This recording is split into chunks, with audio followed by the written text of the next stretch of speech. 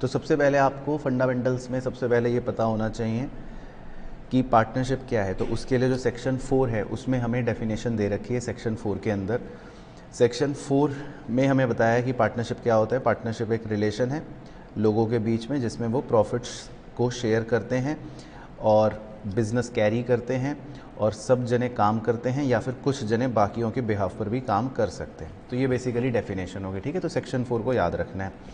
फिर 3 छोटे छोटे पॉइंट्स होते हैं कि जो पार्टनरशिप के अंदर लोग होते हैं, आदमी होते हैं, उन्हें हम इंडिविजुअली पार्टनर्स कहते हैं, लेकिन उन्हें हम कलेक्टिवली फर्म कहते हैं।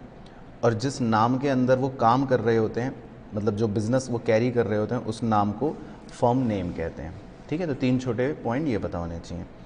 फिर एक सबसे बहुत ही बेहतरीन हॉट पॉइंट जो कम बच्चों को पता होता है वो ये कि पार्टनरशिप जो है वो सेपरेट लीगल एंटिटी नहीं होता।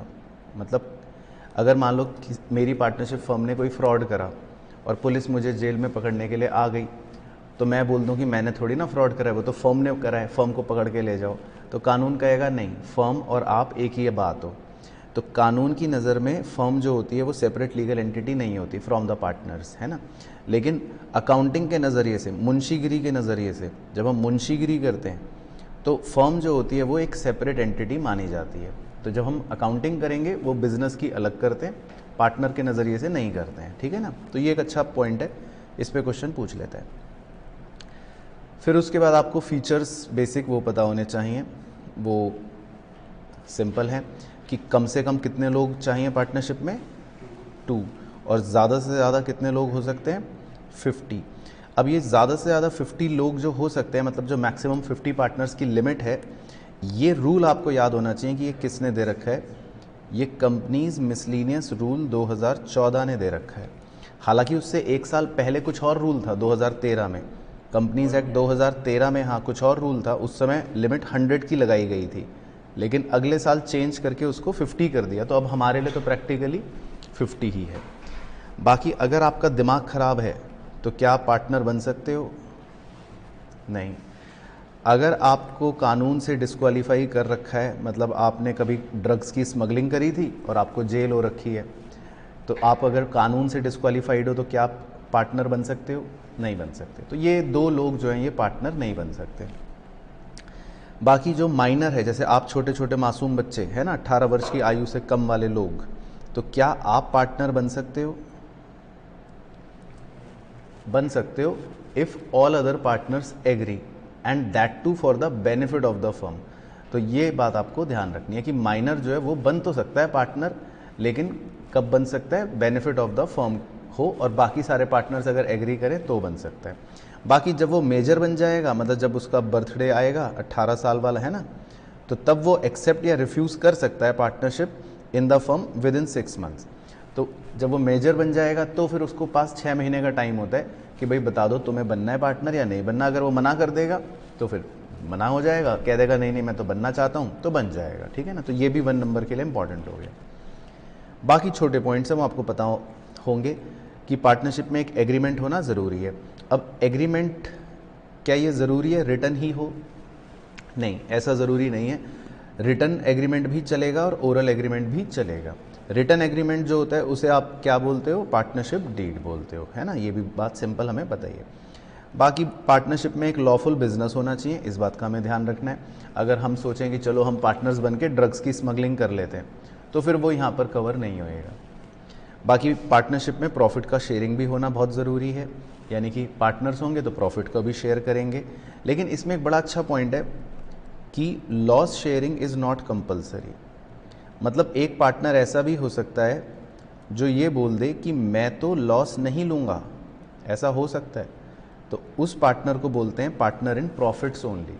तो ऐसा पॉसिबल है कि एक पार्टनर बोले कि भाई देखो मैं तो लॉस नहीं शेयर करूँगा, मैं खाली प्रॉफिट्स ही शेयर करूँगा। तो ऐसा हो सकता है, ठीक है। तो इस बात का ध्यान रखना, ऑनलाइन के चीज़ तो 1 नंबर के पॉइंट बन जाते हैं इसमें। और सबसे बड़ा पॉइंट पार्टनरशिप का सबसे बड़ा फीचर होता है, उसे हम बोलते हैं शॉर्ट में म्यूचुअल एजेंसी। क्या बोलते हैं? Mutual agency.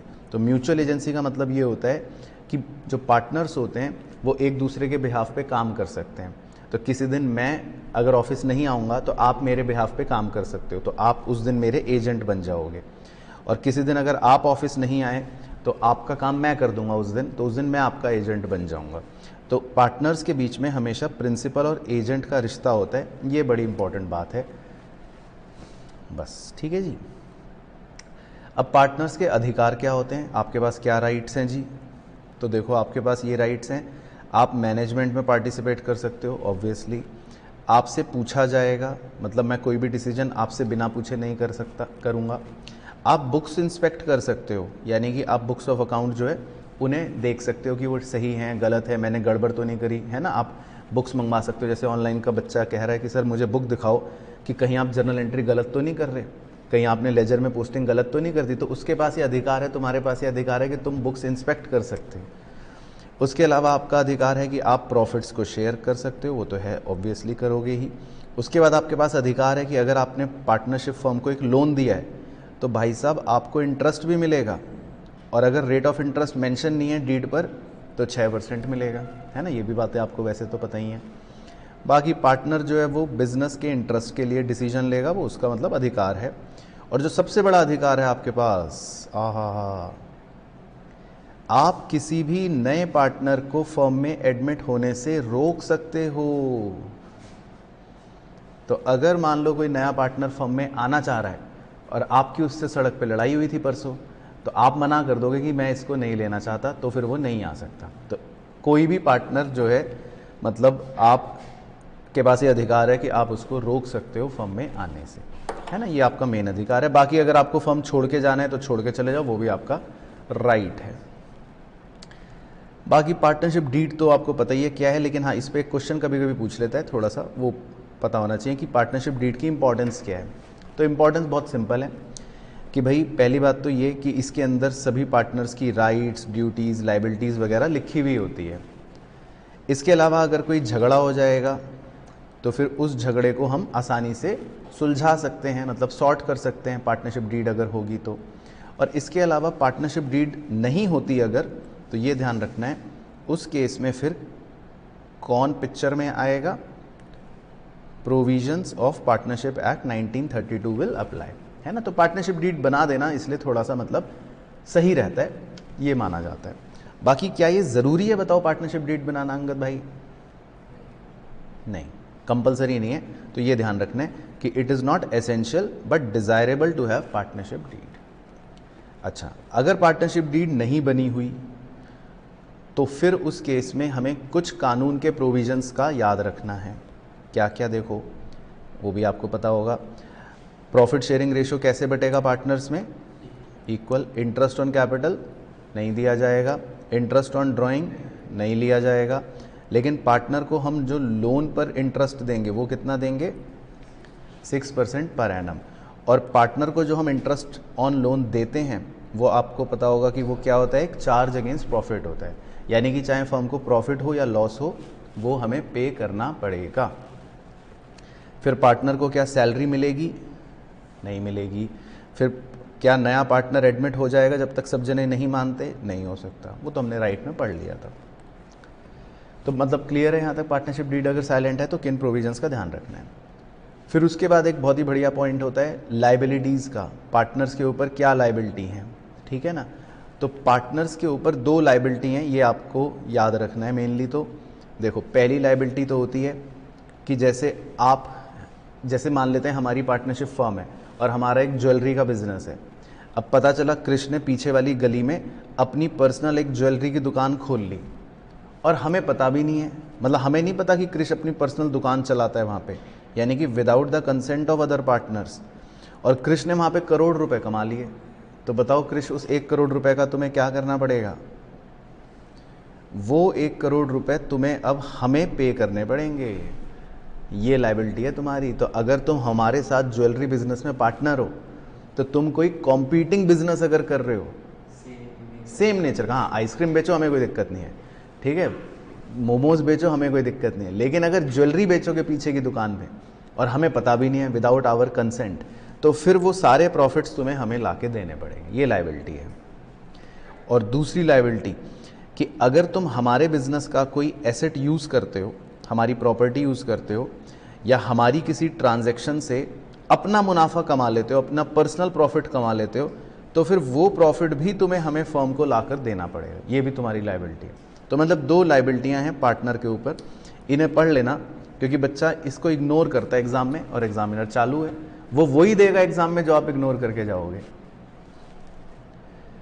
उसके बाद चार्ज अगेंस्ट प्रॉफिट और एप्रोप्रिएशन ऑफ प्रॉफिट। तो चार्ज अगेंस्ट प्रॉफिट और एप्रोप्रिएशन ऑफ प्रॉफिट में क्या फ़र्क है, याद है सबको? बहुत बेसिक डिफरेंस सबसे इंपॉर्टेंट बता देता हूँ, वो ये है कि चार्ज अगेंस्ट प्रॉफिट का मतलब एक तरह से होता है ये तो खर्चे हैं, एक्सपेंसेस हैं, तो ये आपको पे करने ही पड़ेंगे, ठीक है। लेकिन एप्रोप्रिएशन ऑफ प्रॉफिट का मतलब ये होता है कि प्रॉफिट को हम डिस्ट्रीब्यूट कर रहे हैं, नेट प्रॉफिट को हम क्या कर रहे हैं, डिस्ट्रीब्यूट कर रहे हैं पार्टनर्स के बीच में। तो इसीलिए जो चार्ज अगेंस्ट प्रॉफिट होता है उसे हम P&L अकाउंट में डेबिट करते हैं, आपने बचपन में भी पढ़ा था। लेकिन जो एप्रोप्रिएशंस ऑफ प्रॉफिट होते हैं उन्हें हम P&L एप्रोप्रिएशन अकाउंट में डेबिट करते हैं। बस मेन ये 2 याद रखना। बाकी अपने कोर्स में 3 चार्ज अगेंस्ट प्रॉफिट हैं। कौन कौन से? एक तो रेंट अगर पार्टनर को पे करा वो भी एक चार्ज अगेंस्ट प्रॉफिट है। बाकी जो आप पार्टनर को इंटरेस्ट ऑन लोन पे करते हो वो भी एक चार्ज अगेंस्ट प्रॉफिट है। और तीसरा नहीं, सैलरी नहीं, मैनेजर्स कमीशन। अगर आप अपने मैनेजर को कमीशन देते हो तो वो भी एक चार्ज अगेंस्ट क्या है, प्रॉफिट है, ठीक है। हाँ, उस पर इंटरेस्ट मिलेगा, वो तो इनकम हो गई, वो तो इन दोनों से कोई मतलब नहीं है। चलो, तो अब कुछ इंपॉर्टेंट प्रश्न कर लेते हैं। तो पहले यहाँ तक क्लियर हो गया, यहाँ तक ऑनलाइन वाले चीज़ों को याद आ गया भाई। तो एक इम्पॉर्टेंट सा प्रश्न है, मतलब इम्पॉर्टेंट मतलब बढ़िया प्रश्न है, आपके लिए निकाल के लाए हैं। तो जब तक पढ़ लो, एक बार क्वेश्चन रीड कर लो, जब तक ऑनलाइन वाले बच्चे बता रहे हैं कि भाई सबको याद आ गई स्टोरी। चलो, तो अब मैं एक क्वेश्चन दिखाता हूँ आपको, है ना, बस ओवरव्यू लेते हैं। ABC are partner sharing profits and losses equally. ANC gave loan to the firm on 1 October of 1 lakh and 1.5 lakh respectively. तो देखो, इसमें एक पार्टनर है A, एक पार्टनर है C, इन्होंने फर्म को 1 अक्टूबर को लोन दिया है। It is agreed that interest at the rate 9% per annum will be paid. तो अब देखो, जैसे इन्होंने 1 अक्टूबर को लोन दिया, तो आपको ना हमेशा एग्जाम में ये ध्यान रखना है, जब भी कोई डेट आए तो थोड़ा सतर्क हो जाओ, क्योंकि कई बार बच्चा डेट को इग्नोर करता है।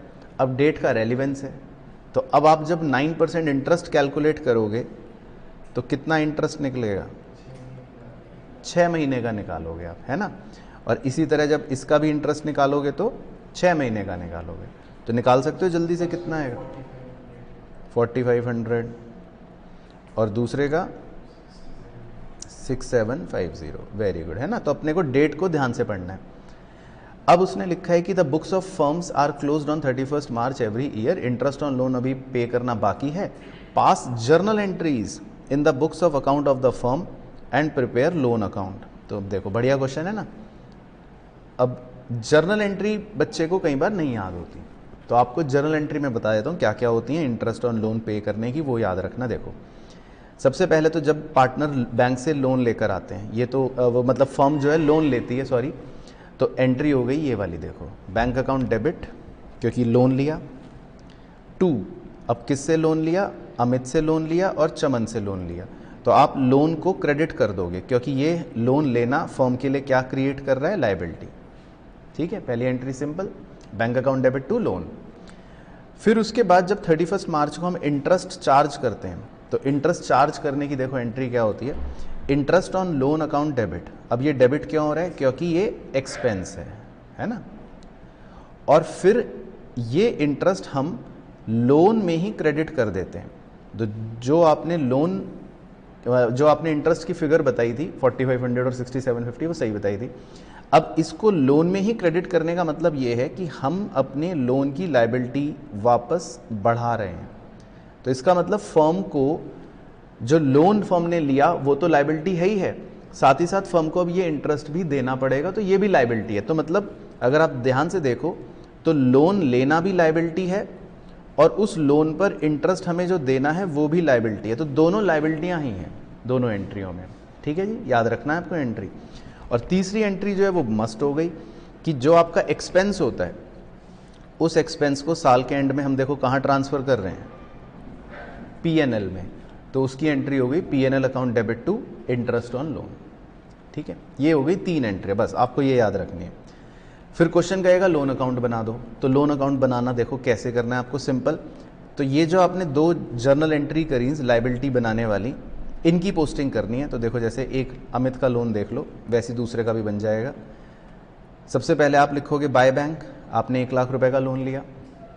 फिर उसके बाद आपने इंटरेस्ट भी लगाया, तो आप लिख दोगे बाय इंटरेस्ट 4500, बस टोटल कितना आ गया 1,04,500। तो बस उसको आप शो कर दोगे to balance CD 1,04,500, simple, that's it. तो ये आपका लोन अकाउंट बन जाएगा। इसी तरह दूसरे वाले का भी लोन अकाउंट बना सकते हैं। तो समझ आए? हाँ, तो ये 3 नंबर का क्वेश्चन है देखो एग्जाम के लिए, लेकिन मज़ेदार क्वेश्चन है। आपको एंट्री भी पता होनी चाहिए और लोन अकाउंट भी। अब देखो ये भी एक क्वेश्चन है छोटा सा, कुछ बच्चे नहीं पढ़ते। अब देखो इसमें लिखा है A and B are partners sharing profits equally. B has given his property on rent to the firm on 1 April at a monthly rent of 5,000, ठीक है। तो 5,000 का मंथली रेंट फर्म पे करेगी। The firm paid him rent from April to February by issuing a cheque on 1 March, लेकिन the rent for the March was still payable. तो कर लोगे journal entry. तो क्वेश्चन पूछ रहा है पास जर्नल एंट्रीज। तो अब देखो सबसे पहले तो कैलकुलेशन पार्ट देखो। अब 5,000 रुपये महीने का रेंट है, तो हमने अप्रैल से लेकर फरवरी तक का रेंट पे कर रखा है, तो कितना हो गया 11 महीने का 55,000। लेकिन मार्च के महीने का रेंट हमने अभी तक पे नहीं करा, यानी कि 1 महीने का रेंट अभी भी क्या होगा, आउटस्टैंडिंग होगा। तो अब हम इसकी क्या एंट्रियां करेंगे, क्वेश्चन पूछ रहे हैं क्या एंट्री होंगी। तो देखो सबसे पहले तो रेंट पे करने की एंट्री क्या, simple, rent account debit to bank account, क्योंकि रेंट हमारा एक्सपेंस है और हमने 55,000 रुपये पे कर दिए, है ना, एसेट कम हो गया। फिर दूसरी एंट्री हो गई रेंट अकाउंट डेबिट, क्योंकि मार्च का जो रेंट है वो भी हमारा एक्सपेंस है, लेकिन वो हमने देखो पे नहीं करा, तो हमने बैंक को क्रेडिट नहीं करना, हमको रेंट आउटस्टैंडिंग को क्रेडिट करना है, क्योंकि now it is our liability. ये हमारी लाइबिलिटी क्या हो रही है, क्रिएट हो रही है। बचपन में करते थे ना आप ये 11th में, तो rent account debit to outstanding rent, ये एंट्री होती थी एडजस्टमेंट एंट्री, अब पता नहीं याद है कि नहीं। और फिर उसके बाद ईयर के एंड पर आप ये रेंट का एक्सपेंस कहाँ ट्रांसफ़र कर दोगे, देखो ये भी 55,000 का रेंट और 5,000 का रेंट, मतलब टोटल कितना रेंट हो गया 60,000 का। तो आपका टोटल 60,000 का रेंट कहाँ ट्रांसफ़र हो जाएगा, पीएनएल अकाउंट में। तो एंट्री बन गई PNL account debit to rent, ठीक है। तो ये भी 3 नंबर का क्वेश्चन बन गया। तो चाहे इंटरेस्ट ऑन लोन का क्वेश्चन आए एंट्री वाला तो वो, और चाहे रेंट का क्वेश्चन आए एंट्री वाला तो ये, ठीक है भाइयों बहनों। तो आप थम्स अप भेजो और आप ओके कहो कि भाई क्लियर है। चलो, तो ये हो गए 2 इम्पॉर्टेंट सवाल। नहीं, एंट्री क्लब नहीं करनी, वृंदा दीदी पूछ रही हैं कि हम एंट्री क्लब कर सकते हैं। नहीं, एंट्री क्लब नहीं करनी। देखो अगर एंट्री क्लब करने लगे तो फिर तो बच्चा रेंट से रेंट काट देगा, है ना, तो फिर तो बच्चा सीधी एंट्री कर देगा भाई पीएनएल डेबिट, और वो नहीं करना। हाँ, टू बैंक और टू रेंट पेबल, वो नहीं करना, ठीक है ना, क्लब नहीं करना, यही करना है। तो अब बिल्कुल किसी बच्चे को अपना दिमाग नहीं लगाना, अब क्योंकि 4 दिन बचे, अब बुद्धि लगाने का समय गया, अब तो जो है वो फॉलो करना है, ठीक है। मतलब अब बच्चे दिमाग अपना वो ना लगाएं कि हम मर्ज कर सकते हैं क्या, नहीं करो, कोई पंगे नहीं लेने, हमें 3 नंबर चाहिए।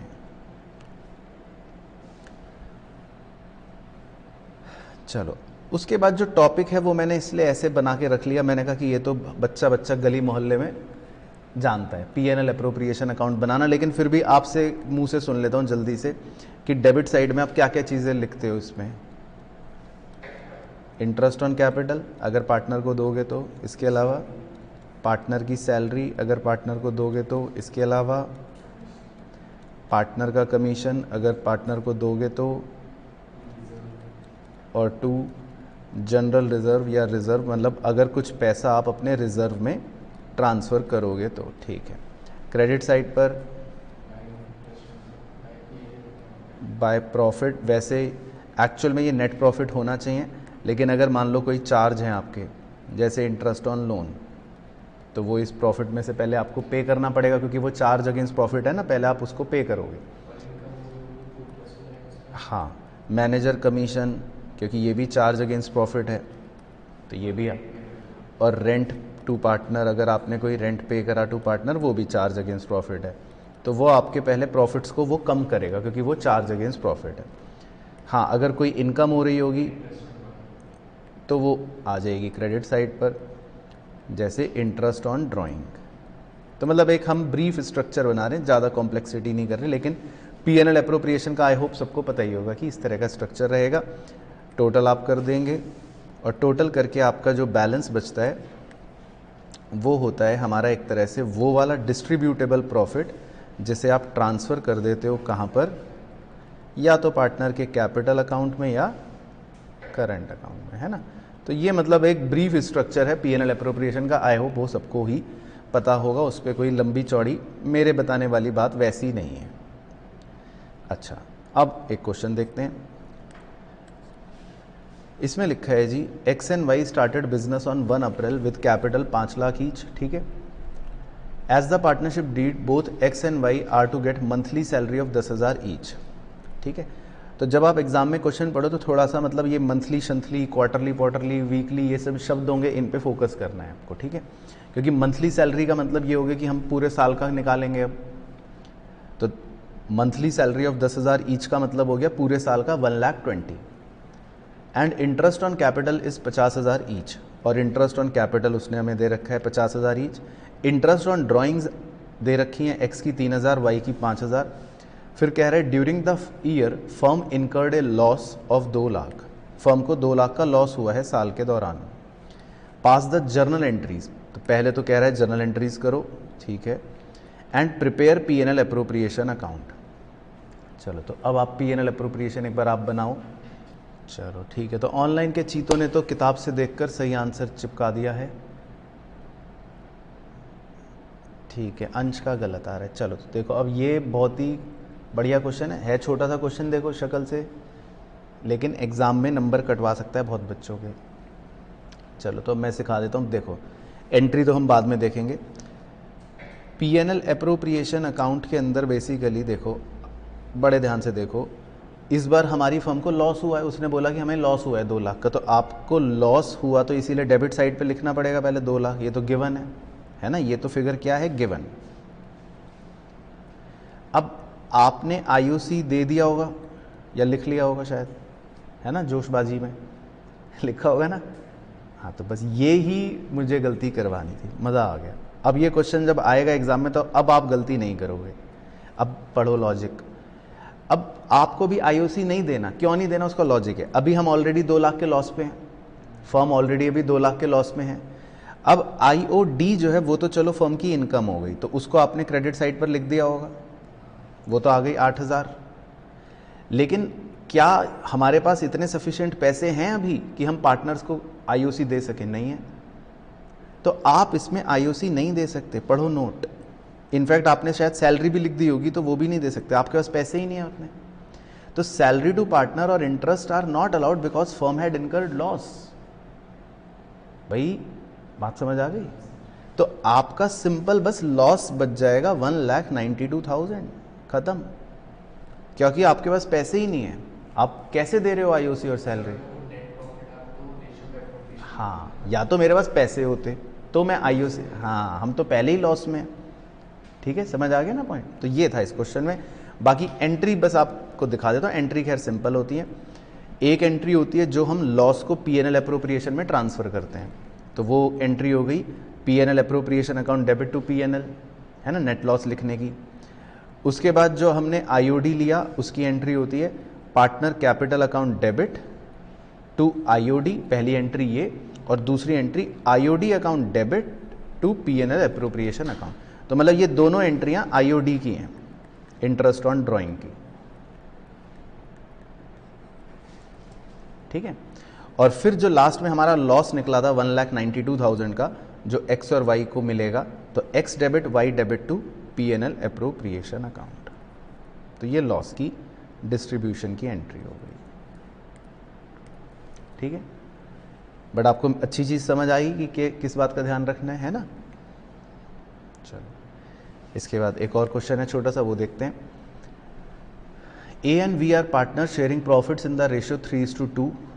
A is a non-working partner and contribute 20 lakh as his capital.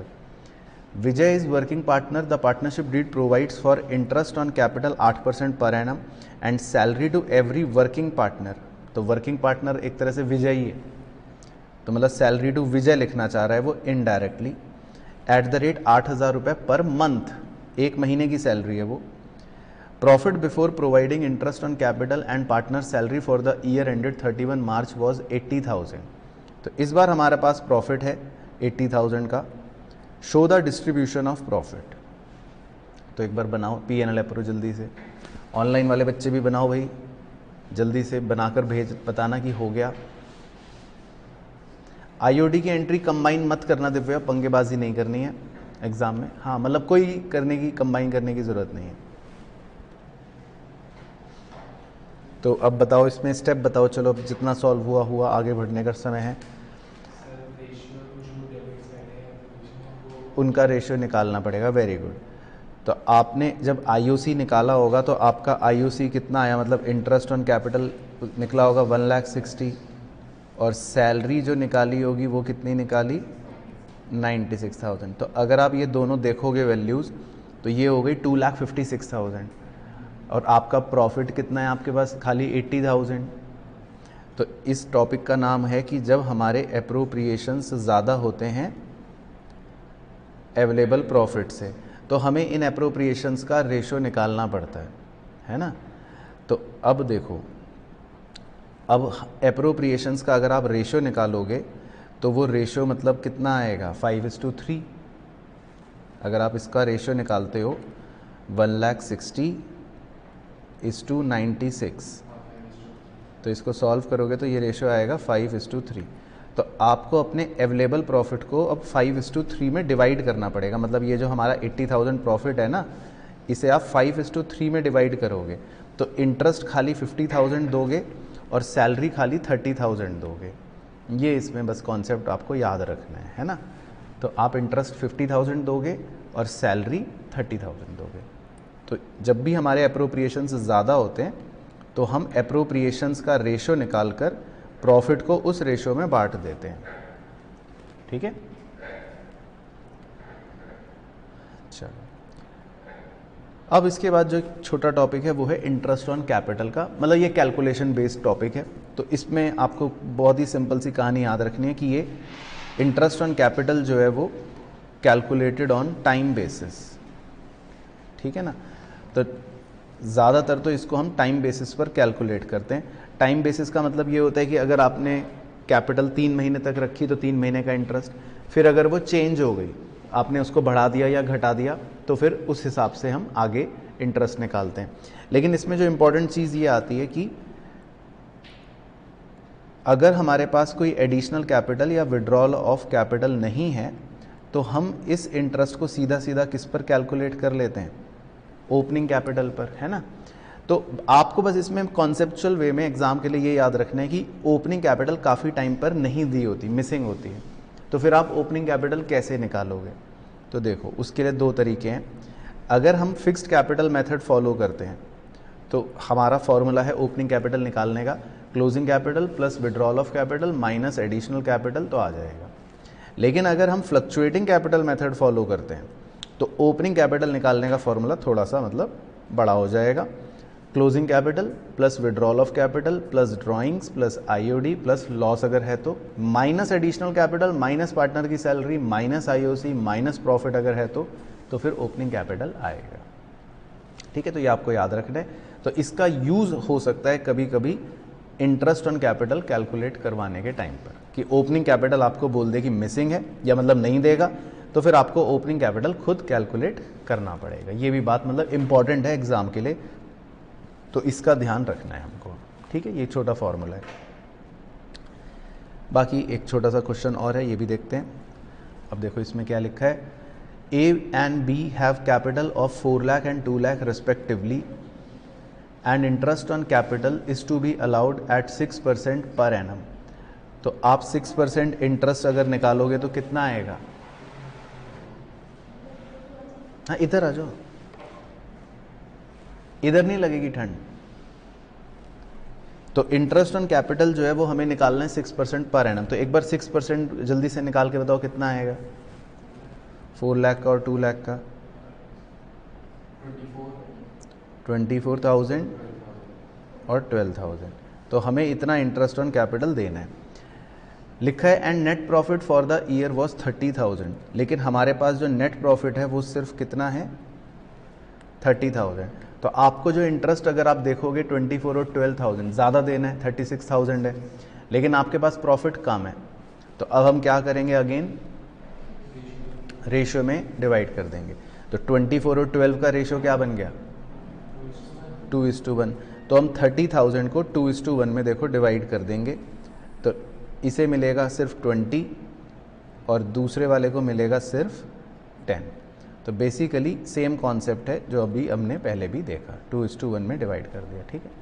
लेकिन अगर क्वेश्चन में लिखा होता कि interest on capital is a charge against profit, मान लो ये लिखा होता, अगर क्वेश्चन में लाइन चिपका देता कि इंटरेस्ट ऑन कैपिटल एक चार्ज है, नहीं तो फिर हमें पूरा इंटरेस्ट पे करना पड़ता। मतलब फिर हम ए और बी को 24 और 12,000 पूरा आईओसी पे करते, और उस केस में फिर हमारा लॉस आ जाता 6,000 का।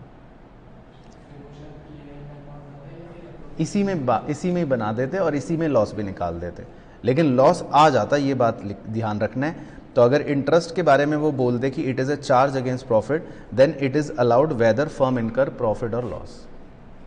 ठीक है, क्लियर हो गया पॉइंट। बाकी इसके बाद एक छोटा इंपॉर्टेंट क्वेश्चन ये भी मैंने लगा रखा है आपके लिए, ये है डिस्ट्रीब्यूटेबल प्रॉफिट को रिजर्व में डालने की कलाकारी, वो भी पता होनी चाहिए। तो देख लेते हैं एक बार। X and Y are partners sharing profits and losses in the ratio 7:3। ठीक है, रेशियो दे रखा है। देयर फिक्स्ड कैपिटल दे रखी है, एक्स की 5 लाख, वाई की 4 lakh. Partners are allowed interest on capital at 5% per annum. Drawings of X and Y were 72 and 50 respectively. ठीक है, profit of the year before allowing interest and salary to Y at 5,000 per month was 8 lakh. 10% of the divisible profit is set aside to general reserve. बस मुझे ये discuss करने के लिए लगाना था सवाल। तो देखो, अब एक टर्म होती है डिविजिबल प्रॉफिट, या इसको डिस्ट्रीब्यूटेबल प्रॉफिट भी कह देते हैं, है ना। तो हमें इसके बारे में बस पता होना चाहिए। तो डिविजिबल प्रॉफिट या डिस्ट्रीब्यूटेबल प्रॉफिट किसे कहते हैं? जब आप P&L अप्रोप्रिएशन अकाउंट बनाओगे या बनाते हो, तो उसमें आप आईओसी लिख लोगे पार्टनर्स की जो भी आ रही हैं, एक्स की, वाई की, ठीक है, वो आ गई 45। आप सैलरी लिख लोगे, वो आ गई 60। अब आपको जनरल रिजर्व में जो पैसे ट्रांसफ़र करने हैं उसके बारे में बोल रहे हैं 10% ऑफ डिविजिबल प्रॉफिट। तो डिविजिबल प्रॉफिट कौन सा होता है? नहीं, डिविजिबल प्रॉफिट का मतलब होता है कि जो ये नेट प्रॉफिट है ना, जो ये आपको नेट प्रॉफिट गिवन है, उस नेट प्रॉफिट में आपको जो भी एप्रोप्रिएशंस आपने दिए पार्टनर्स को वो पहले माइनस करने पड़ेंगे, और फिर जो बचेगा उसे डिविजिबल प्रॉफिट बोलते हैं। ये ध्यान रखना है, इसीलिए गड़बड़ कई बच्चे करते हैं। तो अगर आप डायरेक्टली 8 लाख का 10% निकाल दोगे तो ये फिगर नहीं आएगी, वो गलत आएगी। तो आपको पहले 8 लाख में से एप्रोप्रिएशंस माइनस करने पड़ेंगे, वो देखो नीचे दिखा रखा है ना। तो आप 8 लाख में से पहले एप्रोप्रिएशंस माइनस करोगे, तब आपके पास जो बचेगी फिगर उसे बोलते हैं डिविजिबल प्रॉफिट। बस ये याद रखना है और कुछ नहीं। ठीक है, क्लियर हो गया? चलो, तो ये तो इसलिए था। फिर उसके बाद एक और छोटा सा टॉपिक है, दोनों एंगल से पता होना चाहिए, चाहे थ्योरी में पूछ ले या फिर प्रैक्टिकल के अंदर भी आ सकता है। एक होता है ड्राइंग्स अगेंस्ट कैपिटल और एक होता है ड्राइंग्स अगेंस्ट प्रॉफिट। तो क्या फ़र्क है दोनों में? हाँ, ड्राइंग्स अगेंस्ट कैपिटल का मतलब ये होता है कि ये परमानेंट नेचर का है, यानी कि ये आपने अपनी कैपिटल से ही पैसे निकाल लिए हैं हमेशा हमेशा के लिए। और ड्राइंग अगेंस्ट प्रॉफिट का मतलब होता है कि ये टेम्परेरी नेचर का है कि आप सिर्फ थोड़े समय के लिए अपने प्रॉफिट में से कुछ पैसे निकाल के घर ले जा रहे हो, लेकिन आपकी कैपिटल इससे कम नहीं होगी, है ना, आप अपनी कैपिटल कम नहीं कर रहे। तो मेन चीज़ बस आपको ये ध्यान रखनी है, जब हम विड्रॉल ऑफ कैपिटल की बात करते हैं, मतलब ड्राइंग्स अगेंस्ट कैपिटल की बात करते हैं, तो उस पर कभी भी आप आईओडी कैलकुलेट नहीं करोगे। इनफैक्ट उस पर आप क्या कैलकुलेट करोगे, या उसका मतलब इफेक्ट किस चीज़ पर आएगा, इंटरेस्ट ऑन कैपिटल पर आएगा। लेकिन जब हम ड्राइंग्स की बात करते हैं अगेंस्ट प्रॉफिट, तो ड्राइंग्स अगेंस्ट प्रॉफिट पर ही आप हमेशा क्या कैलकुलेट करते हो, IOD, interest on drawing calculate करते हो। तो ये बात का आपको ध्यान रखना है, ठीक है। बंद करो किताब, फिर खोल ली किताब, किताब नहीं खोलनी, किताब घर जाके खोलनी है, ठीक है। अभी सिर्फ यहाँ सुनते रहो तो याद रहेगा ये पॉइंट। अब इंटरेस्ट ऑन ड्राइंग निकालेंगे कैसे, सबसे बड़ा प्रश्न। तो इंटरेस्ट ऑन ड्राइंग निकालने के लिए देखो दो बातें हो सकती हैं। पहले केस 1 देख लेते हैं, वो इजी वाला है। केस 1 में ये होता है कि अगर हम अनइक्वल अमाउंट्स निकाल रहे हैं और अलग अलग डेट्स पर निकाल रहे हैं, मतलब जैसे आप किसी भी डेट पर कुछ भी पैसा विड्रॉ कर रहे हो, तो जैसे ये एक आपको एग्जाम्पल दे रखा है, 1 मई को 2000 निकाले, 1 अगस्त को 5000 निकाले, 30 सितंबर को 2000 निकाले, ऐसे अलग अलग डेट्स पर अलग अलग अमाउंट्स विड्रॉ करें। तो आपको कैसे सॉल्व करना पड़ेगा इंटरेस्ट, आप सबसे पहले एक कॉलम बनाओगे, कॉलम का नाम होगा नंबर ऑफ मंथ्स या टाइम लेफ्ट अप टू 31 मार्च। तो आप 1 मई से अगर 31 मार्च तक टाइम गिनोगे तो कितने महीने हो गए, 11 मंथ्स। उसके बाद आप अगर 1 अगस्त से 31 मार्च तक टाइम गिनोगे तो कितने मंथ्स हो गए, 8 मंथ्स। तो ऐसे आपके सारे मंथ्स आ जाएंगे। ऐसी 30 सितंबर से 31 मार्च, 31 जनवरी से 31 मार्च, और 31 मार्च से 31 मार्च, तो क्योंकि सेम ही देना तो 0 मंथ। उसके बाद आपको चौथा कॉलम कौन सा बनाना होगा, प्रोडक्ट का, मतलब मल्टीप्लाई करना है। तो अमाउंट का टोटल आ गया नीचे 17,000 और प्रोडक्ट का टोटल आ गया 86,000। अब बताओ फॉर्मूला इंटरेस्ट का, बिना किताब में से देखे याद है तो, टोटल प्रोडक्ट नहीं, तो यही याद रखना है, इसीलिए तो खेल करा। तो पहले इतना खेल समझ आ गया, क्या करना है, अलग अलग डेट्स पर अलग अलग अमाउंट वो विड्रॉ करेगा, तो आपको टाइम लेफ्ट लिखना है और फिर प्रोडक्ट निकालना है, मल्टीप्लाई करना है, पहले इतना करना है। तो फॉर्मूला होता है इसका total product into rate upon 100 into 1/12, ये स्टैंडर्ड है। तो देखो टोटल प्रोडक्ट मतलब 86,000 इंटू रेट आपको 15% दे रखा है, तो 15/100 इंटू 1/12, ये स्टैंडर्ड फॉर्मूला है, इसको चेंज नहीं करना।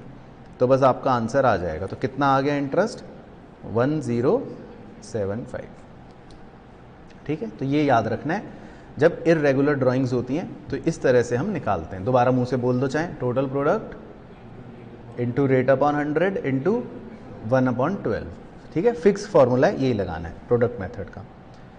अच्छा, फिर अगर कोई पार्टनर यूनिफॉर्म तरीके से यूनिफॉर्म इंटरवल में पैसे विड्रॉ करता है, मतलब हर महीने, हर क्वार्टर या इस तरह से, यानी कि उसका अमाउंट भी फिक्स है और टाइम इंटरवल भी फिक्स है, तो क्या फॉर्मूला होता है वो भी आपको पता ही होगा वैसे तो, total drawings into rate upon 100 into average period upon 12। अब एवरेज पीरियड क्या है वो मेरे को जल्दी से बता दो। अगर आप मंथ की बिगिनिंग में निकालते हो तो क्या होता है एवरेज पीरियड, मतलब नहीं 6.5, मतलब का समय तो गया सीखने का वो। फिर अगर आप मंथ के मिडिल में निकालते हो तो एवरेज पीरियड कितना होता है, 6, और अगर आप मंथ के एंड में निकालते हो तो एवरेज पीरियड कितना होता है, ऑनलाइन वाले चीते बता रहे हैं 5.5। फिर बताओ इशिता रानी, क्वार्टर की बिगिनिंग में निकालते हैं तो 7.5, और क्वार्टर के मिडिल में विड्रॉ करते हैं तो 6, क्वार्टर के एंड में करते हैं तो 4.5। ठीक है, तो ये याद रखने, ये एवरेज पीरियड्स हैं स्टैंडर्ड, जो एवरी मंथ के बिगिनिंग, मिडिल या एंड, या फिर क्वार्टर के मिडिल मंथ बिगिनिंग, मिडिल और एंड के हिसाब से हम यूज़ करते हैं। ठीक है ना, स्टैंडर्ड है। बाकी हमें दिमाग लगाने की आवश्यकता नहीं कि कैसे निकला, वो फॉर्मूला, वो दूसरा तरीका है। चलो ठीक है, तो अब इस पर डायरेक्ट क्वेश्चन तो कई बार मतलब आ जाता है, लेकिन एक दो बातें ध्यान रखनी है। जैसे एक छोटा सा नोट देख लो। अब जैसे कई बार हमें ड्राइंग्स की डेट नहीं देगा, मतलब उसने लिख दिया कि टोटल ड्राइंग दे दी, डेट नहीं देगा उसकी, और हमारा मान लो अकाउंटिंग पीरियड 6 महीने से कम का है, जितना भी है हमें नहीं पता, तो फिर हम क्या करते हैं, हम टोटल ड्राइंग को half of the accounting period मान लेते हैं। तो जैसे मान लो 1 साल की ड्राइंग्स दे रखी हैं तो हम कर देंगे इंटू 6/12, है ना। 6 महीने की ड्राइंग्स दे रखी हैं तो भी हम कर देंगे इंटू 6/12, मतलब हम उनको आधा कर देते हैं ड्राइंग को। और दूसरी इंपॉर्टेंट चीज़ ये याद रखने की, जैसे अगर आपको ड्राइंग्स के रेट के आगे पर एनम वर्ड नहीं दे रखा, मान लो खाली इंटरेस्ट ऐसे दे रखा है, जैसे आप ये इलस्ट्रेशन का छोटा सा एग्जांपल देख लो, इसमें लिखा है calculate interest on as drawing at 10% if he withdraw 2.5 lakh रुपए ड्यूरिंग द ईयर। तो आप सीधा सीधा इसमें क्या ले लोगे, 10%, फिर इसमें आपको 6/12 नहीं करना। और अगर यही रेट के आगे पर एनम लिखा होता तो फिर आप जब इंटरेस्ट निकालते तो आप 10/100 करके क्या करते, इसको 6/12 करते। तो अगर पर एनम दिया होता तो 6/12 कर लेते हैं, हाफ ऑफ द पीरियड कर लेते हैं। अगर पर एनम नहीं दिया होता तो फिर हम हाफ ऑफ द पीरियड नहीं करते हैं। ठीक है, चलो, तो इसका एक छोटा सा एग्जांपल अब आपको करना है। तो ऑनलाइन के चीते भी तैयार, ऑफलाइन के चीते भी तैयार, इश्तरानी भी तैयार। चलो, तो ये एक छोटा क्वेश्चन है, एक ही केस कर लो बस, पहला वाला जल्दी से करके देखते हैं कौन बच्चा बताएगा। ऑनलाइन वाले बच्चे जल्दी से करना फटाफट। Calculate the amount of Ram's monthly drawing. आपको राम की मंथली ड्राइंग निकालनी है फॉर द ईयर एंडेड 31 मार्च 2022। ठीक है, इन द फॉलोइंग केस। तो आप अभी एक ही केस कर दो, एक हो गया तो बाकी भी हो जाएंगे। कह रहा है when the interest on drawing is 1300 रुपये। कह रहा है इंटरेस्ट ऑन ड्राइंग जो है वो 1300 रुपये है, ये दे रखा है। And he withdrew fix amount in the beginning of each month. बस चलो, तो अब अपने आप निकालो। 2 मिनट रुकूंगा बस, और ऑनलाइन वाले बच्चे भी निकाल रहे हैं 2 मिनट के अंदर अंदर। ये इंपॉर्टेंट क्वेश्चन है भाई, मैं लिख देता हूँ, हाँ ये भी बात ज़रूरी है, फिर बच्चे बाद में इम्पॉर्टेंट वेरी वाला एग्ज़ाम में आएगा। ठीक है, तो अलग अलग आ रही है। चलो अब देख लेते हैं एक बार कि क्या है। आओ देखो, अब आप क्या करो, अब देखो आईओडी का फॉर्मूला तो अपने को पता ही है, ऊपर ये लिखा था, है ना, total drawing into rate upon 100 into average period upon 12। तो आईओडी हमें देखो इस क्वेश्चन में गिवन है, तो टोटल ड्राइंग को x ले लो, क्योंकि रेट भी गिवन है और एवरेज पीरियड हमें पता ही होता है। तो अगर हम टोटल ड्राइंग को x ले लें तो हमारा देखो फॉर्मूला है interest on drawing is equal to total drawing into rate upon 100 into average period कितना लिया आपने, 6.5, है ना, क्योंकि बिगिनिंग ऑफ मंथ है। तो आईओडी है 1300, टोटल ड्राइंग है x, फिर सारी चीज़ें पुट कर दी, तो x का आंसर कितना आएगा, x का आंसर कितना आ रहा था बताओ। टोटल ड्राइंग का आंसर कितना आएगा फिर सॉल्व करके,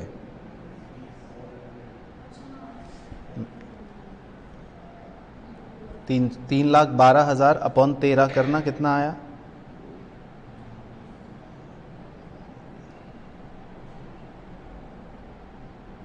24,000। तो टोटल ड्राइंग 24,000 आ रही हैं। तो देयरफॉर मंथली ड्राइंग कितनी हो गई, अगर वो हर महीने पैसे निकाल रहा है, मंथली ड्राइंग बताओ ना कितनी है, ये सही आ रहेगी बच्ची,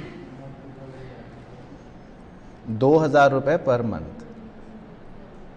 तो आपकी मंथली ड्राइंग निकलेंगी 2,000 रुपये पर मंथ। तो ऑनलाइन के भी बहुत सारे चीतों का गलत, ठीक है भाइयों बहनों, अब देख लेना, ऐसे करना है एग्जाम में और ये क्वेश्चन आएगा पक्का। तो सही आंसर है 2000 रुपये पर मंथ। बट समझ आया? सबको क्लियर हो गया? चलो, अब उसके बाद है हमारा अगला टॉपिक, उसका नाम है पास्ट एडजस्टमेंट। ठीक है, पास्ट एडजस्टमेंट का मतलब बेसिकली ये है कि इसमें हमसे कुछ एरर्स हो जाते हैं जिन्हें हमें रेक्टिफाई करना होएगा। ठीक है, तो अब ध्यान से सुनना, देखो बड़े ध्यान से सुनना। पास्ट एडजस्टमेंट के अंदर सबसे पहले आप ये समझो कि पहली वैरायटी के जो क्वेश्चन होते हैं उसमें क्या होता है, उसमें हम कोई सिंगल एप्रोप्रिएशन में मिस्टेक करते हैं। ठीक है, सिंगल एप्रोप्रिएशन में कोई मिस्टेक करते हैं, वो कुछ भी हो सकती है। जैसे फॉर एग्जांपल हमने आईओसी नहीं दिया, या हमने आईओडी नहीं लिया, या हमने पार्टनर को सैलरी नहीं दी, या हमने आईओसी ज़्यादा दे दिया, या हमने आईओसी कम दे दिया, मतलब सिंगल मिस्टेक होती है। तो उसमें आप के स्टेप्स जो होते हैं वो कैसे होते हैं वो बता देता हूँ। उसमें आप क्या करते हो, मान लो आपने आईओसी नहीं दिया तो आप आईओसी को क्रेडिट कर दोगे, मतलब दे दोगे, और वो जो भी अमाउंट होगा उस अमाउंट को प्रॉफिट शेयरिंग रेशियो में पार्टनर से वापस ले लोगे, मतलब डेबिट कर दोगे, तो ब्रैकेट लगा दोगे, तो फिर आपका ऑटोमेटिकली नेट इफेक्ट आ जाएगा। सिंपल। तो ये सबसे सिंपल तरह के सवाल होते हैं जिसमें आपसे सिर्फ एक चीज़ कोई भी सिंगल एप्रोप्रिएशन में मिस्टेक करवाता है। ठीक है, दूसरे तरह के होते हैं जिसमें आपसे वो मल्टीपल एप्रोप्रिएशन में मिस्टेक्स करवाता है। जैसे कि वो कह देगा कि आपने आईओसी भी नहीं दिया और आपने आईओडी भी नहीं लिया। आमतौर पे इस तरह का चलता है कि आपने आईओसी भी नहीं दिया और आपने आईओडी भी नहीं लिया। तो इसमें कुछ इस तरह के स्टेप्स आपको सिखाए थे कि जैसे आईओसी आपने नहीं दिया तो उसे आप क्रेडिट कर दो। मान लो सैलरी भी नहीं दी फॉर एग्जांपल, तो सैलरी भी को भी आप क्रेडिट कर दो। ठीक है, और आईओडी आपने लिया नहीं पार्टनर से तो आईओडी को हम डेबिट करते हैं। तो इसमें फिर जो मैंने रूल सिखा रखा था भगवान कृष्ण वाला कि कमज़ोर का साथ देना है, वो याद है स्टोरी कि दो टीम्स हो गई, एक क्रेडिट्स के सारे अमाउंट हो गए, एक डेबिट के सारे अमाउंट हो गए। ठीक है ना, मतलब ऐसे बना देता हूँ कि आप सारे पहले क्रेडिट्स के अमाउंट जोड़ लो येलो वाले, और आप सारे फिर डेबिट्स के अमाउंट जोड़ लो ब्लू वाले। तो इन दोनों का जो डिफरेंस होगा, येलो और ब्लू का जो डिफरेंस होगा, उस अमाउंट से हमें प्रॉफिट शेयरिंग रेशियो में जो भी, मतलब अगर डेबिट का टोटल कम है तो डेबिट करना पड़ेगा, और अगर क्रेडिट का टोटल कम है तो क्रेडिट करना पड़ेगा। मतलब ये रूल थे, ये स्टेप्स थे, ये आपको याद रखने, और फिर आपका वो नेट इफेक्ट बन जाएगा। तो दूसरी तरह के मतलब क्वेश्चंस होते हैं इस तरह के। ठीक है, पहले इतना क्लियर हो गया। इन दोनों तरह के क्वेश्चंस में ये ध्यान रखना, या क्वेश्चन के अंदर हमें ये पता होता है कि इसमें हमारे कोई भी प्रॉफिट शेयरिंग रेशियो में गड़बड़ नहीं हुई है। लेकिन जो थर्ड और आखिरी कैटेगरी ऑफ क्वेश्चन डाल देता हूँ, उसमें हमारे साथ क्या होता है कि प्रॉफिट शेयरिंग रेशियो ही कुछ गलत होता है, यानी कि हमने गलत रेशियो में प्रॉफिट को डिस्ट्रीब्यूट करा होता है। कई बार ऐसा लिखा होता है कि पार्टनर्स का रेशियो इक्वल था लेकिन हमने 3:1 में बांट दिया, या पार्टनर्स का रेशियो 2:3:1 था, हमने 5:3:2 में बांट दिया, मतलब प्रॉफिट शेयरिंग रेशियो गलत होगा। या कई बार हम कोई चार्ज अगेंस्ट प्रॉफिट उसका ओमिशन कर देंगे तो भी यही वाले स्टेप लगेंगे। अगर हम किसी चार्ज अगेंस्ट प्रॉफिट का ओमिशन कर देते हैं, या हम रिजर्व को देना भूल गए, रिजर्व का ओमिशन कर देते हैं, तो भी यही वाले स्टेप्स लगेंगे। तो आपको ये ध्यान रखना है कि इस तीसरे तरह के क्वेश्चनों में सेम स्टेप्स लगते हैं। अब वो क्या लगते हैं याद है? अकाउंट भी बनाने की ज़रूरत नहीं, बिल्कुल सही, शाबाश। इस तरह के क्वेश्चनों में सबसे पहले आपको रॉन्ग प्रॉफिट वापस लेना पड़ता है। तो इन क्वेश्चनों में सबसे पहले आपको रॉन्ग प्रॉफिट को डेबिट करना पड़ता है, और वो भी रॉन्ग रेशियो में। ये ध्यान रखना है। तो जब भी हम कोई ऐसी गड़बड़ करते हैं ना जिसमें हमने प्रॉफिट गलत बांट रखा है, तो उसमें पहला स्टेप हमारा होता है कि रॉन्ग प्रॉफिट को रॉन्ग रेशियो में हमें वापस लेना है। ये ध्यान रखना है। और उसके बाद सेम स्टेप्स होते हैं हमारे जो हमने दूसरे वाले में लगाए कि अगर आईओसी देना भूल गए तो वो दे देंगे, सैलरी देना भूले तो वो दे देंगे, जो भी चीज़ें हैं मतलब देना भूले वो सब लिख देंगे। और फिर उसके बाद हमें करेक्ट प्रॉफिट निकालना पड़ता है। इसके लिए कृष भाई जो तुम कह रहे थे ना कि अकाउंट बनाना है, वो बना भी सकते हो, नहीं तो वो बिना बनाए भी निकाल सकते हो आप करेक्ट प्रॉफिट सिंपली माइनस करके। तो आपको करेक्ट प्रॉफिट को करेक्ट रेशियो में फिर डिस्ट्रीब्यूट करना पड़ेगा, यानी क्रेडिट करना पड़ेगा। तो इसमें आपके सबसे लंबे स्टेप्स चलेंगे इस तरह की वैरायटी ऑफ क्वेश्चन में। तो आपको ये ध्यान रखना है कि किस तरह का क्वेश्चन की वैरायटी है और उसमें कौन सा स्टेप आपको लगाना पड़ेगा। तो मोटा मोटा मतलब आपके सवालों में इस तरह से क्वेश्चन बन जाते हैं पास्ट एडजस्टमेंट के, या तो सिंपल मिस्टेक्स होंगी या मल्टीपल मिस्टेक्स होंगी, या फिर वो आपसे प्रॉफिट शेयरिंग रेशो कहेगा कि गड़बड़ हो गया, तो फिर आपको वो स्टेप्स लगाने पड़ेंगे, ठीक है ना। तो इसके 2-4 सवाल देख लेते हैं, आप भी एक बार जल्दी से करके देखना, मैं भी कुछ कोशिश करूँगा आपको बताने की। बाकी मैं इसमें लिख देता हूँ कि इसमें आप रट नहीं सकते, डू एट लीस्ट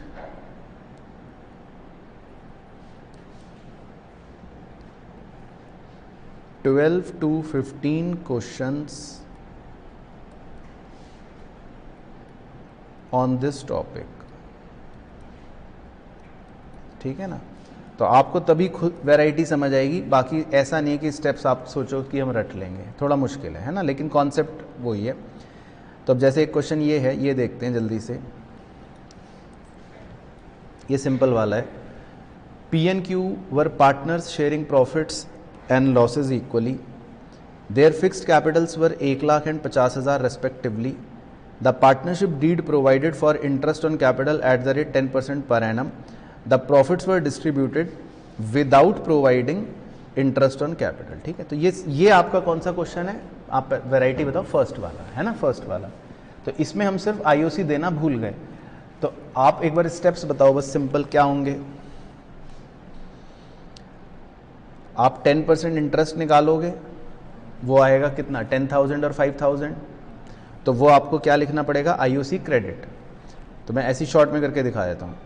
तो आप दोनों पार्टनर्स को 10,000 और 5,000 इंटरेस्ट क्या कर दोगे, क्रेडिट कर दोगे। फिर इन दोनों अमाउंट को जोड़ लो, कितना आ गया, 15,000। तो इसे आप प्रॉफिट शेयरिंग रेशियो में, प्रॉफिट शेयरिंग रेशियो क्या है, 1:1, मतलब इक्वल रेशियो में क्या करोगे, उनसे वापस ले लोगे, डेबिट कर दोगे 7,500, 7,500। तो बस जो आंसर आएगा, मतलब जो नेट इफेक्ट आएगा वो बन जाएगा। तो पहले पार्टनर्स का पॉजिटिव आएगा, दूसरे पार्टनर का नेगेटिव आएगा। तो देखो आगे ना, देखो तो पहले पार्टनर का P का पॉजिटिव आ रहा है 2,500 क्रेडिट, और दूसरे पार्टनर Q का क्या आ रहा है, 2,500 नेगेटिव। सिंपल, एंट्री तो बना ही लोगे, फर्म तो बनाते हम नहीं है, मतलब बाकी किताब वाले तो कुछ भी करें, उससे हमें क्या। ऐसी देखो ये भी देख लो फटाफट। अब इसमें देखो लिखा है XYZ shared profits of 1,50,000 in the ratio 2:1, but the partnership was silent as to profit sharing ratio. तो अगर पार्टनरशिप डीड साइलेंट है तो प्रॉफिट शेयरिंग रेशियो कितना होना चाहिए, 1:1:1। अब ये कौन सा एरर है, थर्ड वाला रॉन्ग रेशियो, वापस रॉन्ग रेशियो में प्रॉफिट को अपने को वापस लेना पड़ेगा। तो मतलब इसमें स्टेप्स पता है कैसे बनेंगे। आपका 1,50,000 का प्रॉफिट है ना, तो पहले आप इसको रॉन्ग रेशियो में क्या करोगे, तीनों पार्टनर से वापस लोगे, 2:2:1 में डेबिट करोगे। समझ आ गया ना। पहले इसको हम क्या करेंगे, वापस लेंगे, रॉन्ग रेशियो में तीनों पार्टनर्स में डेबिट करेंगे। तो कितना आएगा, 60-60-30। और फिर करेक्ट प्रॉफिट तो यही है, उसको करेक्ट रेशियो मतलब इक्वल रेशियो में क्रेडिट करेंगे। तो इक्वल बांटोगे तो कितना आएगा, 50-50-50। तो अब देखो आपका नेट इफेक्ट क्या निकलेगा, पहले पार्टनर का नेगेटिव आ गया तो 10,000 डेबिट, दूसरे पार्टनर का भी नेगेटिव आ गया तो 10,000 डेबिट, तीसरे पार्टनर का पॉजिटिव आ गया 20,000 तो Z क्रेडिट हो गया। ठीक है, समझ आए स्टेप। अब ऐसे ये वाला एक और देखो, सिंपल है। पहले XYZ were partners sharing profits and losses in the ratio 5:3:2। Their fixed capitals were 3 lakh, 2 lakh and 1 lakh respectively. For the year ended 31 March interest was credited to them at 10% instead of 8%। तो अब देखो इसका मतलब है कि हमारे को 8% इंटरेस्ट देना था, पर हमने उनको गलती से 10% दे दिया। तो इसका मतलब आपने कितने परसेंट ज़्यादा दे दिया? 2% ज़्यादा दे दिया। तो आप इसमें सिंपल 2% इंटरेस्ट निकाल लो XYZ का। तो 2% इंटरेस्ट कितना आ जाएगा? 6000, 4000 और 2000। तो अब क्योंकि ये हमें उनसे वापस लेना है तो हम लिखेंगे IOC डेबिट। तो हम ये तीनों से वापस ले लेंगे। और अब इन तीनों अमाउंट्स को जोड़ो, कितना आ गया? 12,000। तो इसे आप प्रॉफिट शेयरिंग रेशियो में 5:3:2 में क्या कर दोगे? क्रेडिट कर दोगे। तो 5:3:2 में क्रेडिट करो एक बार, तो कितना आएगा? 6000, उसके बाद 3600 और 2400। तो आप अगर नेट इफेक्ट निकालोगे तो पहले का तो ज़ीरो हो गया, दूसरे वाले का -400 तो उसे डेबिट कर देंगे, तीसरे वाले का +400 तो उसे क्रेडिट कर देंगे। तो देखो एंट्री क्या बन गई? Y debit 400 to Z। ठीक है, तो आपको स्टेप्स याद रखने। अब ये आपको दे देता हूँ, थोड़ा बुद्धिमत्ता का प्रदर्शन हो जाएगा। तो हो जाओ भाई ऑनलाइन वाले चीज़ों तैयार। ये क्वेश्चन इंपॉर्टेंट है, लिख देता हूँ इसमें। 31 मार्च 2023 ये वाला आएगा, पहले ही बता रहा हूँ, फिर बाद में मत कहना। तो इसमें देखो क्या दे रखा है? On 31 March balances of capital of EMA after making adjustment for profit and drawing were 1,60,000, 1,20,000 and 80 respectively. तो देखो सबसे पहली चीज़ तो ये कि इसमें आपको ये जो कैपिटल दे रखे हैं, ये कौन से कैपिटल दे रखे हैं? क्लोजिंग कैपिटल दे रखे हैं। सब्सिक्वेंटली इट वॉज डिस्कवर्ड, तो पहले आप ये देखना गलती क्या क्या हुई। That the interest on capital and drawing had been omitted. तो आप दो चीज़ें भूल गए, आपने इंटरेस्ट ऑन कैपिटल नहीं दिया और आपने इंटरेस्ट ऑन ड्राइंग नहीं लिया। बाकी लिखा है profit for the year was 40,000, ठीक है। During the year E&M each withdrew a total sum of 24,000 in equal instalment in the beginning of each month. तो ये आपको सिखाई दिया, आप निकाल लोगे IOD। And Ahmed withdrew a total sum of 48,000 in equal instalment at the end of each month. तो अहमद का भी आप निकाल लोगे। फिर तीसरा दे रहा है interest on drawing was to be charged at 5% per annum and interest on capital was to be allowed at 10% per annum. तो ये आपको IOD और IOC के रेट दे दिए, ठीक है। तो ये कौन सा एरर चल रहा है अभी तक वैसे बताओ? सेकंड वाला। इसमें मल्टीपल एप्रोप्रिएशंस का ओमिशन चल रहा है। और फोर्थ में लिखा है the profit sharing ratio among the partners was 2:1:1। तो जो प्रॉफिट शेयरिंग रेशियो आपको दे रखा है पार्टनर्स का वो है 2:1:1। तो ये थर्ड वाला नहीं है, ये भी कंफ्यूजन होती है कई बार बच्चों को। अब इसमें कहीं प्रॉफिट तो गलत नहीं बटा ना, तो ये थर्ड वाला नहीं है, ये सेकंड वाला है ना। ये सेकंड वाला कैटेगरी का क्वेश्चन है जिसमें दो चीज़ें, मल्टीपल चीज़ें भूले हो आप। IOC देना भूल गए और IOD लेना भूल गए। अब पहला देखो, पहला स्टेप तो क्या होगा? आपको पहले ओपनिंग कैपिटल निकालनी पड़ेगी, है ना, क्योंकि आपको क्लोजिंग कैपिटल दे रखी। तो इसमें वो ऊपर का कॉन्सेप्ट यूज हो गया। तो ओपनिंग कैपिटल बताओ कितनी कितनी निकाली?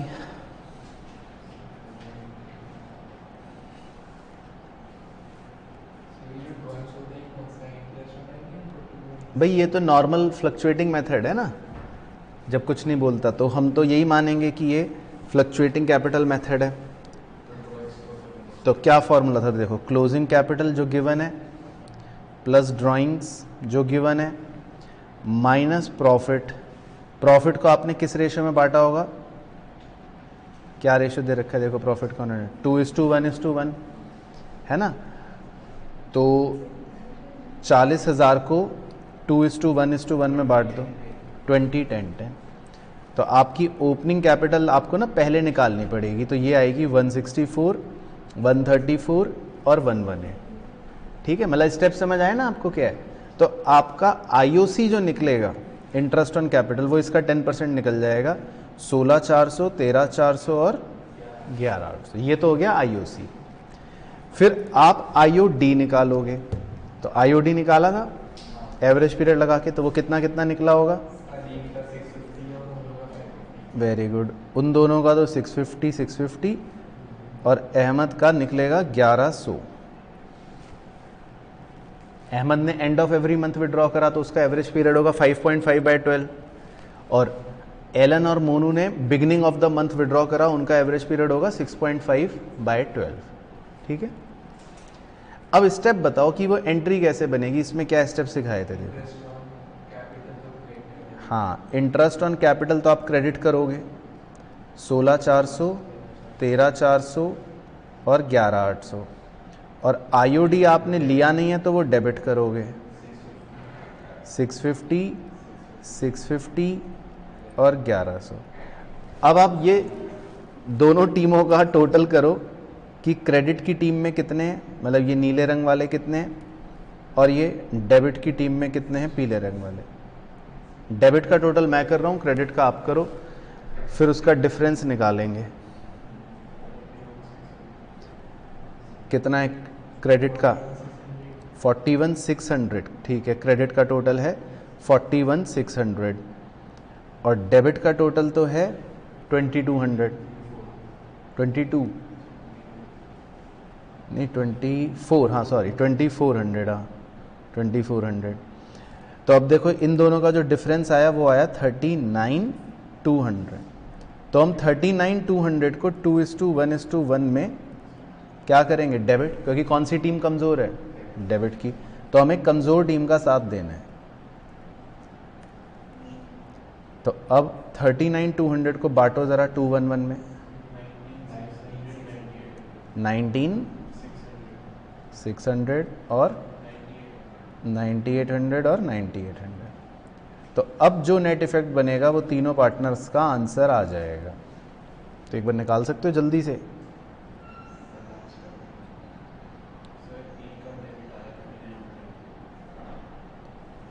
तो इसका तो आ रहा है 3850 नेगेटिव, और दूसरे का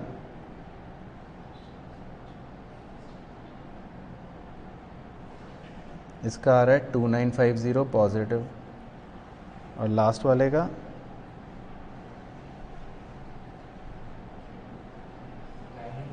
900 पॉजिटिव।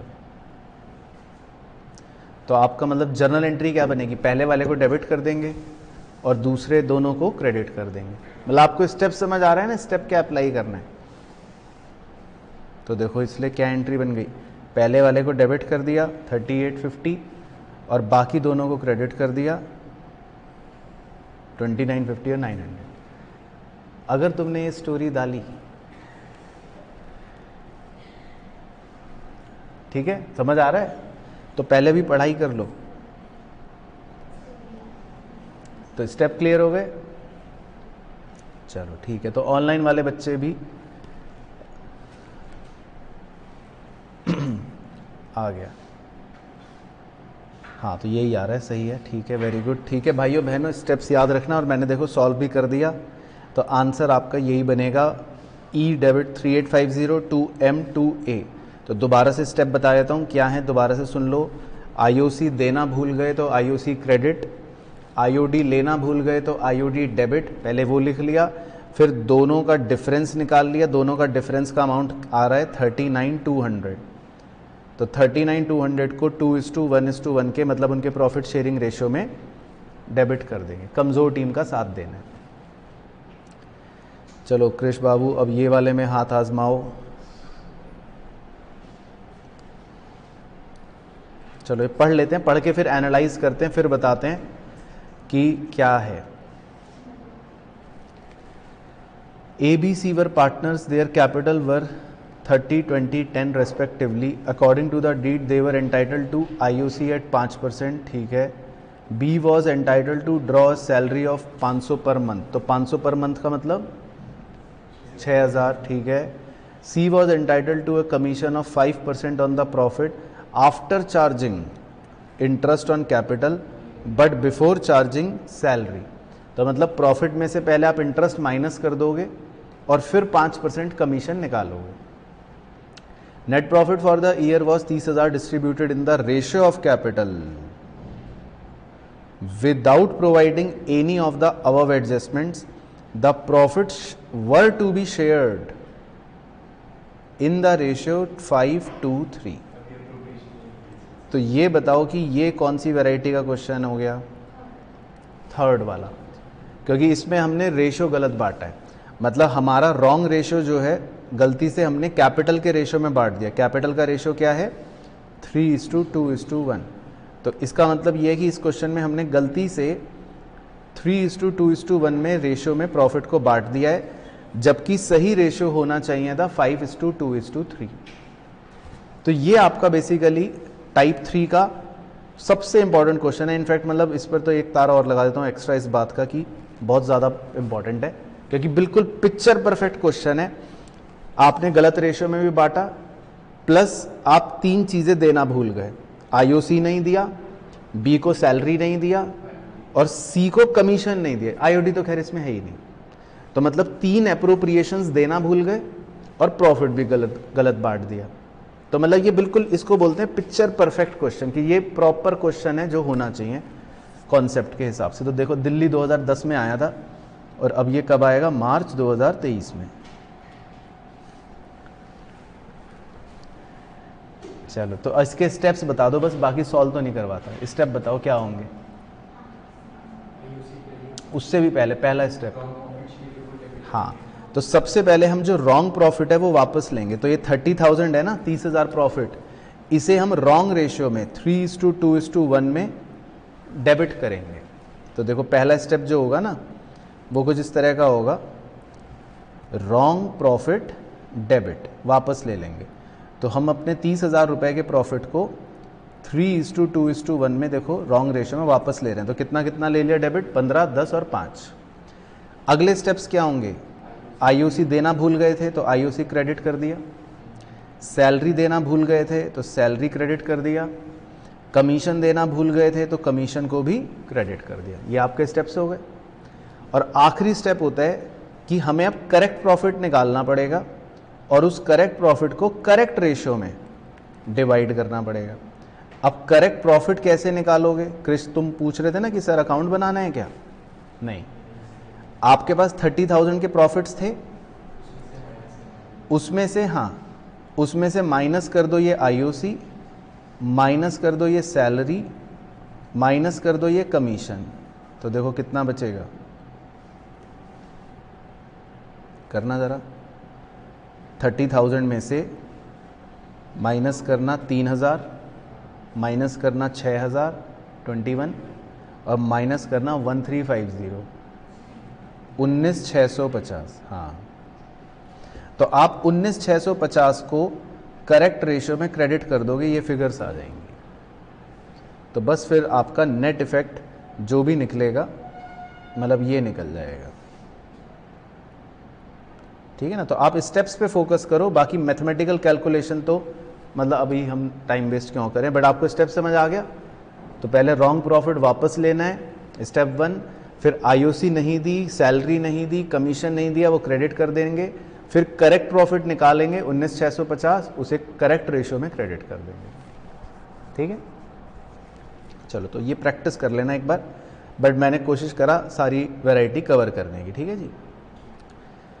फिर उसके बाद जो आखिरी टॉपिक है वो है गारंटी। ये इजी है। 3 तरह की गारंटी होती हैं जी।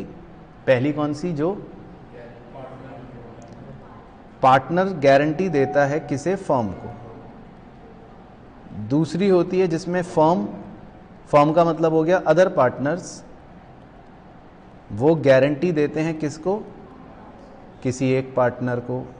और तीसरी गारंटी होती है जिसमें एक पार्टनर दूसरे पार्टनर को गारंटी देता है। ठीक है ना?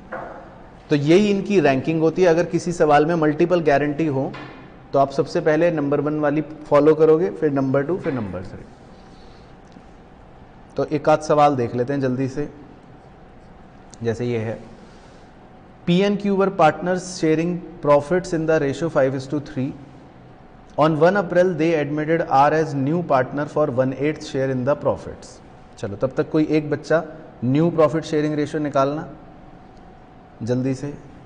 P और Q जो है वो पार्टनर्स हैं 5:3 रेशियो में। ठीक है, ऑनलाइन में भी बच्चे न्यू रेशियो निकालो जब तक कोई। तो R as a new partner for 1/8 share in the profits with a guaranteed profit of 75,000। तो आर को गारंटी दी गई है 75,000 प्रॉफिट की। New profit sharing ratio between P and Q will remain same but they agree to bear any deficiency on account of guarantee in the ratio 3:2। तो देखो, अगर कोई भी डेफिशिएंसी आएगी तो पी और क्यू किस रेशियो में उसको आपस में बांटेंगे? 3:2। ये उसने दे दिया। अब profit of the firm for the year ended was 4 lakh. Firm का प्रॉफिट जो हुआ वो 4 लाख रुपए का हुआ। बस कह रहा है पीएनएल एप्रोप्रिएशन बनाओ। तो पहले आपको क्या करना पड़ेगा? पहला ही स्टेप ये होगा कि आपको इस 4 लाख रुपए को पी क्यू आर के रेशियो में डिवाइड करना है। तो उसके लिए नया रेशियो पहले निकालो, तभी तो डिवाइड कर पाओगे, नहीं तो कैसे करोगे? तो नया रेशियो बताओ जी, ऑनलाइन के चीते। ओके, तो ऑनलाइन बिल्कुल सही, 35:, सही है, यही आ रहा है। तो एक बार लिख देते हैं, दोबारा बताना नया रेशियो कितना आ रहा है? 35, हाँ बिल्कुल सही, यही है जी, 35:21:8। ठीक है। तो जब आप 4 लाख रुपीज़ को डिवाइड करोगे ना इस रेशियो में, तो P का आ जाएगा 21,18,750, Q का आ जाएगा 1,31,250 और R का आ जाएगा 50,000। अब R को लेकिन गारंटी कितने रुपए की दे रखी थी? 75,000 की। तो इसका मतलब कितनी डेफिशिएंसी हो गई R में? अगर उसका शेयर अभी 50,000 निकला है और हमने गारंटी दे रखी है 75,000 की, तो इसका मतलब कितनी गारंटी हो गई? 25,000 की। तो ये डेफिशिएंसी के 25,000 रुपए पी और क्यू में से माइनस हो जाएंगे 3:2 के रेशियो में। तो पी में से 15,000 माइनस हो जाएंगे और क्यू में से 10,000 माइनस हो जाएंगे। तो ये 25,000 रुपए जो हैं ये आर को मिल जाएंगे। तो आर का फाइनल आंसर तो बाहर 75 आ जाएगा और पी और क्यू में से माइनस होने के बाद फाइनल आंसर जो भी आएंगे वो बाहर ये आ जाएंगे। ठीक है, समझ आया स्टेप? चलो, ये तो इजी था। बाकी ये क्वेश्चन में सितारा लगा देते हैं भाइयों बहनों, ये ज़रूर करके जाना। आओ पढ़ें। X, Y and Z entered into partnership on 1 जुलाई। 3 पार्टनर्स 1 जुलाई को पार्टनरशिप बनाते हैं to share profits and losses in the ratio 3:2:1।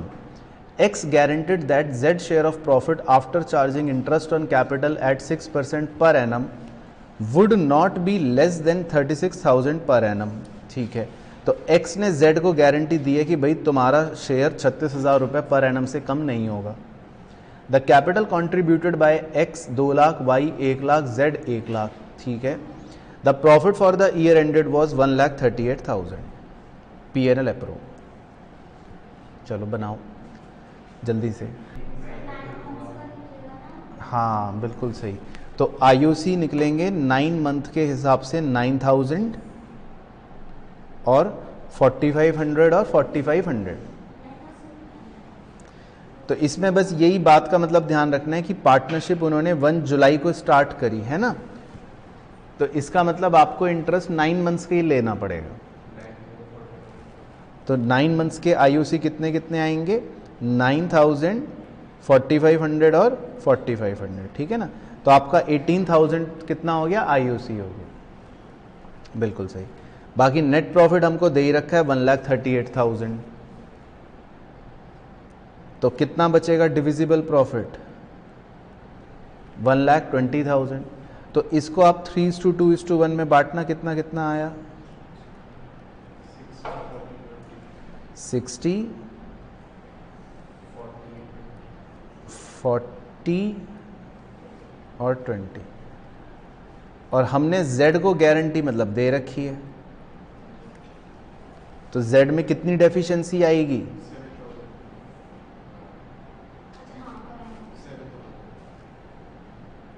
बताओ कृष, क्यों?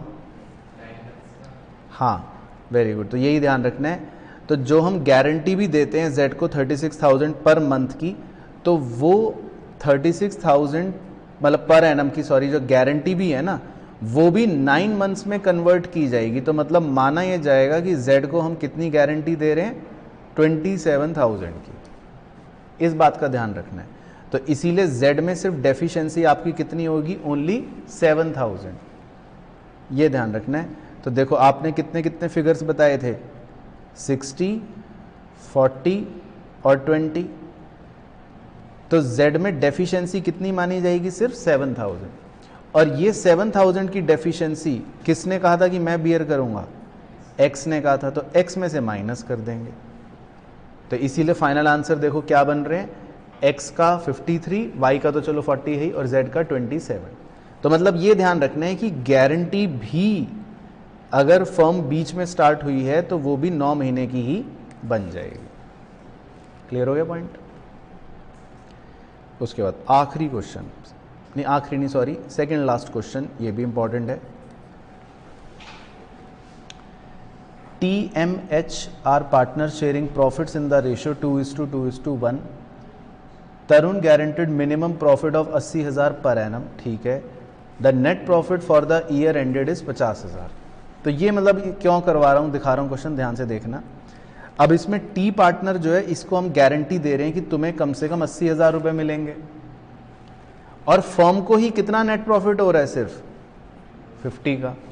तो अब देखो हम क्या करेंगे, अब हमें तो क्योंकि टी को, तरुण को 80,000 दे नहीं देने, तो हम तरुण को तो पूरे 80 जो उसको गारंटी दे रहे हैं वो दे देंगे। तो इसीलिए यहां पर डेबिट में आपको लिखा आ रहा है सिर्फ 2 तरुण 80। अब फर्म को प्रॉफिट हुआ था 50 का जो गिवन है, तो कितना लॉस आ गया, 30 का लॉस आ गया। तो वो लॉस बचे हुए दोनों पार्टनर्स बियर कर लेंगे, M और H। तो मतलब ये देखो इसमें इस क्वेश्चन का स्टाइल कि मतलब बहुत से बच्चे शायद एकदम से इस बात को ना पहचान पाते कि इसमें गारंटी कैसे देनी है। तो अगर हमने टी को 80,000 की गारंटी दे रखी है और हमारे प्रॉफिट लेकिन सिर्फ 50,000 ही हैं, तो हम क्या करेंगे, हम टी को तो पूरी गारंटी का अमाउंट दे देंगे 80, और बस जो 50 हमारा गिवन प्रॉफिट है वो लिखेंगे। तो 30,000 हमारा लॉस आ गया, जो बचे हुए दोनों पार्टनर्स आपस में ले लेंगे। क्लियर हो गया भला। अब एक क्वेश्चन आप करके दिखा दो इसी तरह का, 62, मतलब जल्दी से सेम इसी तरह का पढ़ देता हूं मैं। इसमें लिखा है देखो, M, B and K are partners sharing profits in the ratio 6:4:1। तो 3 पार्टनर्स हैं जिनका रेशियो दे रखा है 6:4:1। K is guaranteed a minimum profit of 2 lakh रुपए। K का प्रॉफिट है 2 लाख रुपए मिनिमम गारंटी, और इस बार तो दे रखा है firm incurred a loss of 22 lakh rupees for the year ended 31 March. Pass journal entry regarding deficiency and prepare P&L appro. ठीक है, तो जर्नल तो अभी मैं डिस्कस करता हूँ। तो P&L एप्रो में बिल्कुल सही आपका लॉस कितना आ रहा होगा, 24 लाख। तो ये तो 22 दिखा रहे हैं, तो क्या गड़बड़ हो गई। तो गड़बड़ कुछ नहीं है, ये एक तरीका है। अब देखो आपको कितना लॉस दे रखा था जो हुआ, फर्म को 22 लाख का। तो पहले हमने क्या करा, पूरा का पूरा लॉस जो है वो एज इट इज तीनों में बांट दिया, क्योंकि अभी तो हमारे पास देने के लिए कुछ है ही नहीं पैसे, इस बार तो कुछ है ही नहीं, ऑलरेडी लॉस से ही शुरू कर रहे हैं। तो जब हमने तीनों के लॉस बांटा तो कोमल को कितना लॉस मिल गया, 2 लाख रुपए का। अब हमने कोमल को गारंटी कर रखी थी कि कोमल को हम मिनिमम प्रॉफिट कितना देंगे, 2 लाख का, लेकिन कोमल को उल्टा यहां पर कितना लॉस मिल गया, 2 लाख का। तो अब हमें एक तरह से कोमल को 4 लाख रुपए देने पड़ेंगे, ताकि 2 लाख रुपए पहले लॉस कवर अप हो और 2 लाख रुपए जो उसको प्रॉफिट मिलने चाहिए वो मिले। तो जब क्वेश्चन आपसे जर्नल एंट्री मांगता है ना, तो हम देखो जर्नल एंट्री कैसे करते हैं, उसका लॉजिक क्या होता है। कोमल को हम कितने रुपए देंगे, देखो लिखा है टू कोमल 4 लाख रुपए। कोमल को कितने रुपए हम दे रहे हैं, 4 लाख रुपए। और ये 4 लाख रुपए किन दोनों से लिए जाएंगे, M से और B से। और इनका जो रिस्पेक्टिव रेशियो था M और B का, क्या है इनका रेशियो आपस में, 6:4 यानी 3:2। तो 4 लाख रुपए को आप 3:2 में डिवाइड कर दो, तो M से 2,40,000 लेंगे और B से 1,60,000 लेंगे। तो ये जर्नल एंट्री बनेगी। समझ गए लॉजिक। तो जो लॉस हुआ इस बार हमें, जो स्टार्टिंग में लॉस गिवन से दे रखा था, तो पहले हम वो लॉस एज इट इज ही तीनों में बांट देंगे और फिर उसके बाद कोमल को 4 लाख रुपए देंगे सो दैट लॉस भी कवर अप हो जाए और 2 लाख उसको मिनिमम प्रॉफिट जो मिलना है वो भी मिल जाए। समझ गए कहानी? तो मतलब ये क्वेश्चन भी आप गलत करते एग्जाम में, नहीं दिखाने की जरूरत नहीं है, क्योंकि हमारे पास स्टार्टिंग में ही किससे शुरुआत हुई है? लॉस से शुरुआत हुई है। पहले वाले क्वेश्चन में हमारी स्टार्टिंग में शुरुआत लॉस से नहीं थी, किससे थी? प्रॉफिट से थी। ये फर्क है, समझ गए दोनों क्वेश्चन में डिफरेंस? पहले वाले में हमारे पास स्टार्टिंग में लॉस नहीं था, स्टार्टिंग में प्रॉफिट था, लेकिन इस क्वेश्चन में तो हमारे पास स्टार्टिंग में ही क्या है? लॉस। चलो ऐसे ही रहता क्योंकि स्टार्टिंग में लॉस है, तो हम ये नहीं कर सकते कि लॉस तो स्टार्टिंग में भी और हम कह रहे चलो और दे दो, फिर वो थोड़ा अजीब लगेगा लिखने में। उसके बाद जी 64 लास्ट क्वेश्चन, ये सिर्फ एक पॉइंट के लिए करवा रहा हूँ तो जल्दी से पढ़ लेते हैं। अब इसमें लिखा है JVK were partner sharing profits in the ratio 2:2:1। Their partnership deed provided the following: monthly salary of 15,000 to JNV, ये तो सिंपल हो गया point. Karan was guaranteed a profit of 5 lakh, ये भी सिंपल हो गया पॉइंट। अब ये पढ़ना है आपको, J guaranteed that he will earn annual fee of 2 lakh. मतलब इस बार पार्टनर जो है वो फर्म को गारंटी कर रहा है, इसलिए ये क्वेश्चन बस पिक करा कि ये कौन सी गारंटी है? Partner to firm. Partner firm को कह रहा है कि मैं 2 लाख रुपए कमा के लाऊंगा। बाकी उसके बाद लास्ट लाइन पढ़ना, मतलब सेकंड लास्ट लाइन पढ़ना, जे अर्नड फी ऑफ रुपी कितना? 1,75,000। तो अब आपको बस ये देखना है कि जे जो है इसका मतलब कितने रुपए नहीं ला पाया कमा के? 25,000। समझ गए? तो इसका क्या करेंगे आप बताओ, अगर किसी को पता है तो? कि पार्टनर ने फर्म को गारंटी दी थी कि मैं 2 लाख रुपए कमा के लाऊंगा और वो पार्टनर 25,000 रुपए नहीं कमा पाया, तो इसका क्या होगा? बिल्कुल सही, बस ये याद होना चाहिए था, इसीलिए क्वेश्चन डिस्कस करा। बाकी मुझे बाकी बातों से कोई मतलब नहीं है, वो हम कर ही लेंगे। तो हम उस पार्टनर को क्रेडिट करेंगे P&L अप्रो में 25,000 रुपए, ये आपको याद रखना है। समझ गए? तो अगर कोई पार्टनर फर्म को गारंटी देता है और वो पैसे पूरे ना ला पाए, तो फिर हम बचे हुई डेफिशिएंसी उस पार्टनर को मतलब ऐसे क्रेडिट कर देते हैं P&L अप्रोप्रिएशन अकाउंट में। बस बाकी पूरा क्वेश्चन सॉल्व नॉर्मल होगा। सैलरी है वो आप लिख ही लोगे, प्रॉफिट जो निकला, डेफिशिएंसी उसमें करण को जो निकली वो आप दे दोगे। मतलब बाकी मुझे मतलब नहीं है, लेकिन मुझे मेन इस पॉइंट से मतलब था। तो क्लियर हो गया? अगर पार्टनर फर्म को गारंटी देता है और वो पैसे कम ला पाए, तो आप उसके वो पैसे क्रेडिट में लिख दोगे P&L अप्रोप्रिएशन अकाउंट के। ठीक है?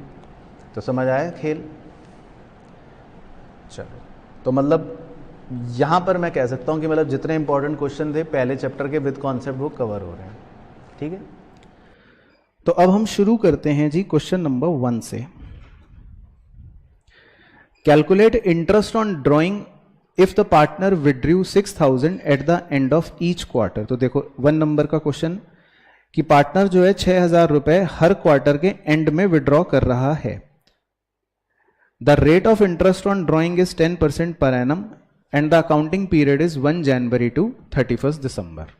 तो पहले आप निकालेंगे, 1 मिनट का टाइम मैं हर सवाल में पहले आपको दूंगा और फिर मैं डिस्कस करूंगा।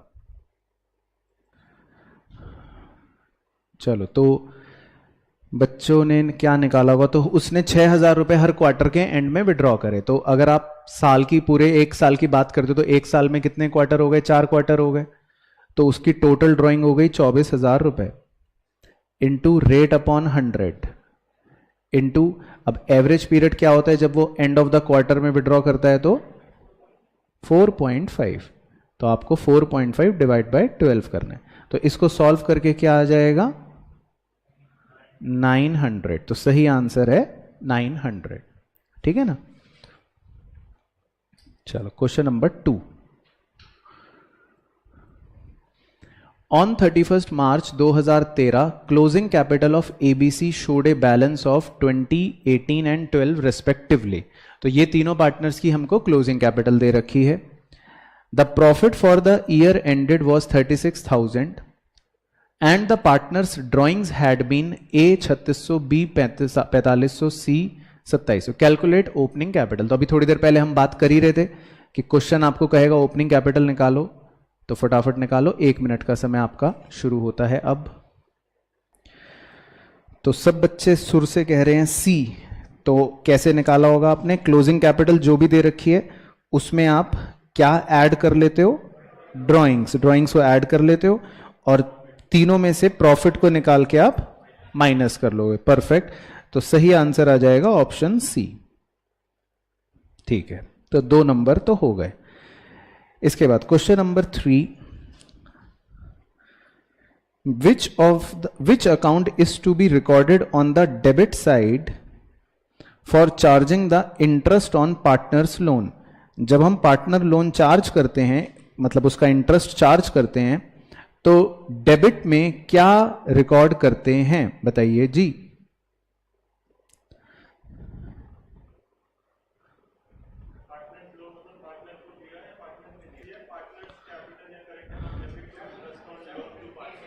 तो आपको क्या लिखवाया था? मैंने क्या लिखवाया था कि interest on partner loan form के लिए क्या है? खर्चा है, तो हम उसको डेबिट करते हैं और उसको क्रेडिट किस में करते हैं? पार्टनर के लोन अकाउंट में, क्योंकि हम लायबिलिटी मानते हैं कि और बढ़ गई, हमारी लायबिलिटी और बढ़ गई. तो डेबिट में हम क्या एस्पेक्ट रिकॉर्ड कर रहे होते हैं? खर्चा. डेबिट में किस एस्पेक्ट के हिसाब से हम डेबिट कर रहे होते हैं कि ये खर्चा है हमारे लिए, है ना? इंटरेस्ट ऑन पार्टनर लोन, हमें पार्टनर को इंटरेस्ट देना है, हमारे लिए खर्चा है. और क्रेडिट एस्पेक्ट क्या मान लेते हैं कि हमारी लायबिलिटी बढ़ गई, हमारा लोन जो है पार्टनर से जो हमने ले रखा है लोन, वो और बढ़ गया, अब हमें उसको ब्याज भी देना पड़ेगा. तो ये वैसे आपको कॉन्सेप्ट में लिखवा रखा है. तो अगर हम उसको पैरामीटर बना लें तो हमारा सही आंसर हो गया इंटरेस्ट ऑन पार्टनर लोन, क्योंकि उसने पूछा है आप डेबिट किसे करोगे, तो हम डेबिट करेंगे इंटरेस्ट ऑन पार्टनर लोन को. और अगर वो क्रेडिट पूछ लेता तो डी ऑप्शन हो जाता. ठीक है ना? तो इसीलिए ये क्वेश्चन जो है ये हो गया सितारा.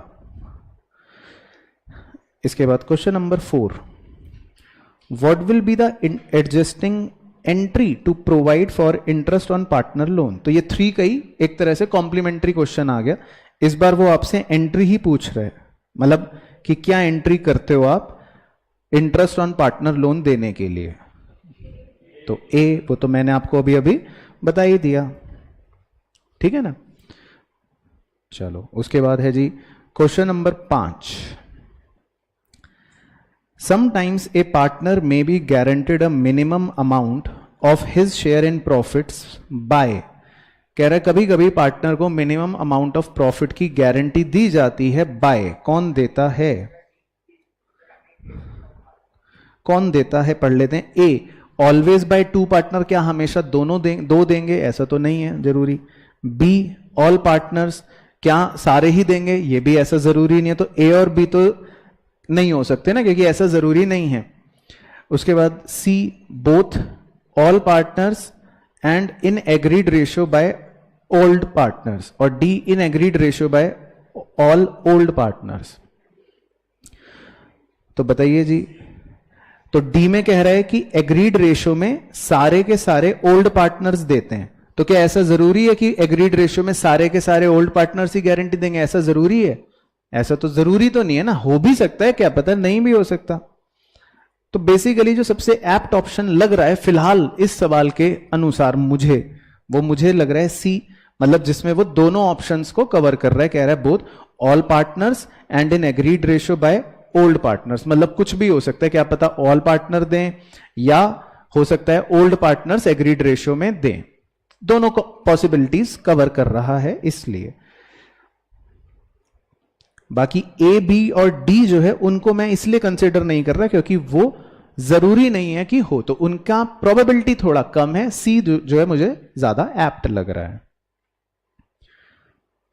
चलो देन उसके बाद question number 6. When partners current account are fixed. तो अभी हमने चर्चा करी थी कि पार्टनर्स करंट अकाउंट फिक्स्ड है. Where the drawings will be recorded. तो आप ड्रॉइंग्स को कौन से अकाउंट में रिकॉर्ड करोगे? किसमें करोगे?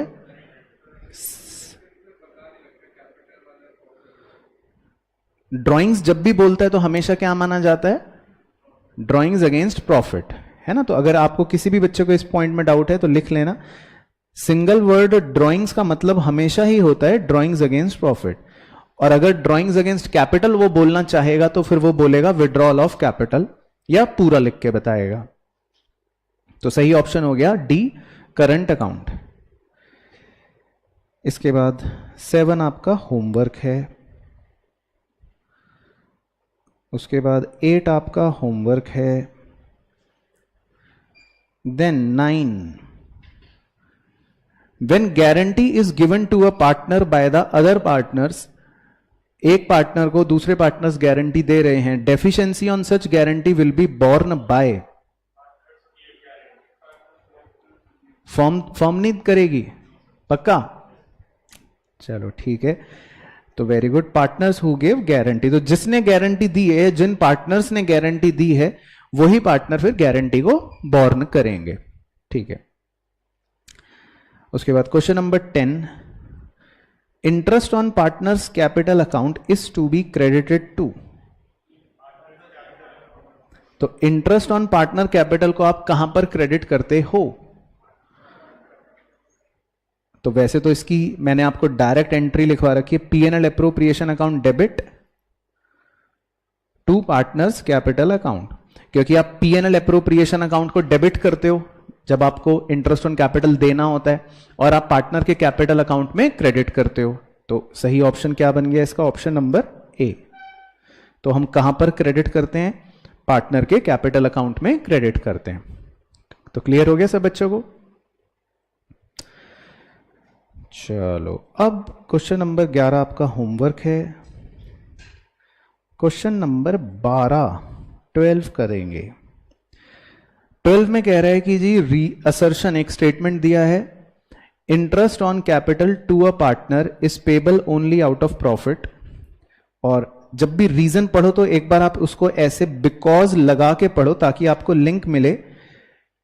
बिकॉज, फिर रीजन की तरह पढ़ो, because interest on capital is an appropriation of profit that is required to be provided irrespective of profit or loss। तो दोनों स्टेटमेंट पढ़ के आपको ये बताना है ए बी सी डी कौन सा ऑप्शन सही है। श्योर? कॉन्फिडेंट? चलो वेरी गुड, सही, क्योंकि रीजन वाला स्टेटमेंट गलत है। हम एप्रोप्रिएशन में ऐसा नहीं करते, इनफैक्ट हम चार्ज होता है तो हम उसको ऐसा करते हैं कि पे करना पड़ता है इररिस्पेक्टिव ऑफ प्रॉफिट और लॉस। तो रीजन वाला जो स्टेटमेंट है वो उसने गलत दे रखा है, यानी कि फॉल्स दे रखा है। बाकी असर्शन जो है वो सही है, क्योंकि हम आईओसी जो है वो प्रॉफिट में से ही देंगे। चलो, उसके बाद है जी क्वेश्चन नंबर 13, तो होमवर्क है 14। Capital is the amount introduced in cash और in kind by the partners. ये हो गया एक स्टेटमेंट। फिर बिकॉज लगा के पढ़ना, because capital account is open in the name of each partner and the introduction is debited to his account. तो ए में तो कह रहा है capital is the amount introduced in cash और काइंड बाय द पार्टनर। क्या वो सही कह रहा है? कैपिटल वही होती है जो पार्टनर इंट्रोड्यूस करता है, ठीक है, true. Because a capital account is opened in the name of each partner and the introduction is debited to his account। तो credited होता है, क्योंकि जब कोई पार्टनर पैसे लेकर आता है, तो आपने बचपन में भी एंट्री पढ़ी थी cash account debit to capital, तो आप कैपिटल को क्रेडिट करते हो, डेबिट नहीं करते हो। तो उसके इस डेबिट वर्ड लिखने की वजह से ये स्टेटमेंट फॉल्स बन गया। तो हमारा सही आंसर क्या हो गया? ऑप्शन नंबर सी हो गया। सबको समझ आ रहा है? उसके बाद क्वेश्चन नंबर 15 में कह रहा है assertion, the capital account of a partner does not show a debit balance in spite of regular and consistent losses year after year. और रीजन दे रहा है because all the transactions relating to loss of profit, comma drawings, comma salary, etc. are shown in the current account and not in the capital account in case of fixed capital. Both A and R are true, ठीक है, और और वो correct explanation भी है, पक्का sure?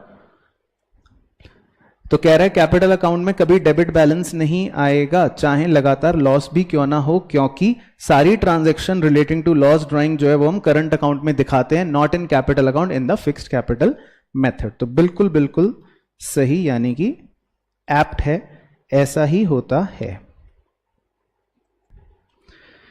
चलिए फिर इसके बाद है जी क्वेश्चन नंबर 16।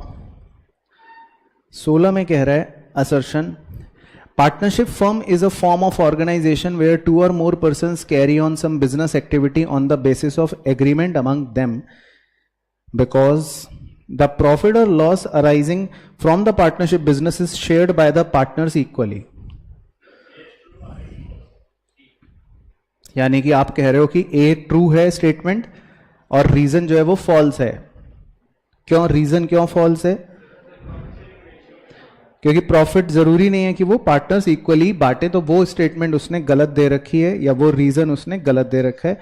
और शुरू की स्टेटमेंट सही दे रखी है कि पार्टनरशिप फर्म जो है वो 2 या 2 से ज्यादा लोगों का एक ऑर्गेनाइजेशन होता है जो मिलजुल के बिजनेस एक्टिविटी कर रहे होते हैं। बिल्कुल सही। तो इसका मतलब सही आंसर क्या बन गया? ऑप्शन नंबर सी बन गया। चलो बहुत बढ़िया। उसके बाद 17 आपका होमवर्क है। देन 18th,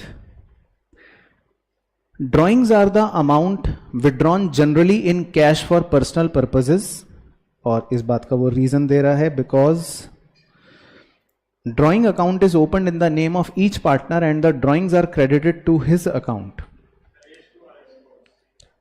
क्यों? ड्रॉइंग कह रहे हैं हम आमतौर पे पर्सनल पर्पस के लिए करते हैं, तो ये स्टेटमेंट तो बिल्कुल ठीक हो गया। और वो रीजन कह रहे हैं क्योंकि ड्राइंग अकाउंट जो ओपन होता है हर पार्टनर का, तो ड्राइंग्स कह रहे हैं हम क्रेडिट करते हैं उसके अकाउंट में, तो ये उसने गलत बोल रखे, क्योंकि जब कोई पार्टनर डेबिट ड्राइंग करता है तो हम उसके अकाउंट को इनफैक्ट डेबिट करते हैं, ना कि क्रेडिट करते हैं। तो बिल्कुल सही। तो इसका मतलब ऑप्शन नंबर सी जो है वो सही आंसर हो गया।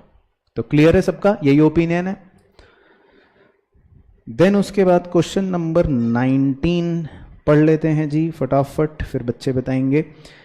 असर्शन में कह रहे हैं a partnership deed covers all the matters relating to mutual relationship among the partners, क्योंकि reason because but in the absence of any agreement the provision of Indian partnership act 1938 shall apply. क्यों? क्योंकि इतना याद है आपको? कहां से सीखा है ये सब? अच्छा अभी ठीक है। तो रीजन जो है वो गलत है क्योंकि ऐसा कोई कानून नहीं है 1938 वाला, और बाकी असर्शन जो है वो ट्रू है। तो इसका मतलब सही ऑप्शन बन गया option number C. Very good. फिर इसके बाद है क्वेश्चन नंबर 20 में लिखा है, पढ़ लेते हैं। A minor can become a partner of a firm, reason because as Indian partnership Act provide that a minor can be a partner of the benefit of the firm. क्यों? क्योंकि सही है। कहां पढ़ा था ये?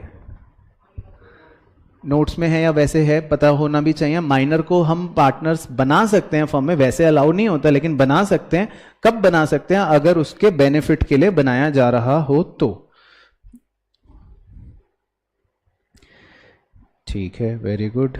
उसके बाद है जी क्वेश्चन नंबर 21।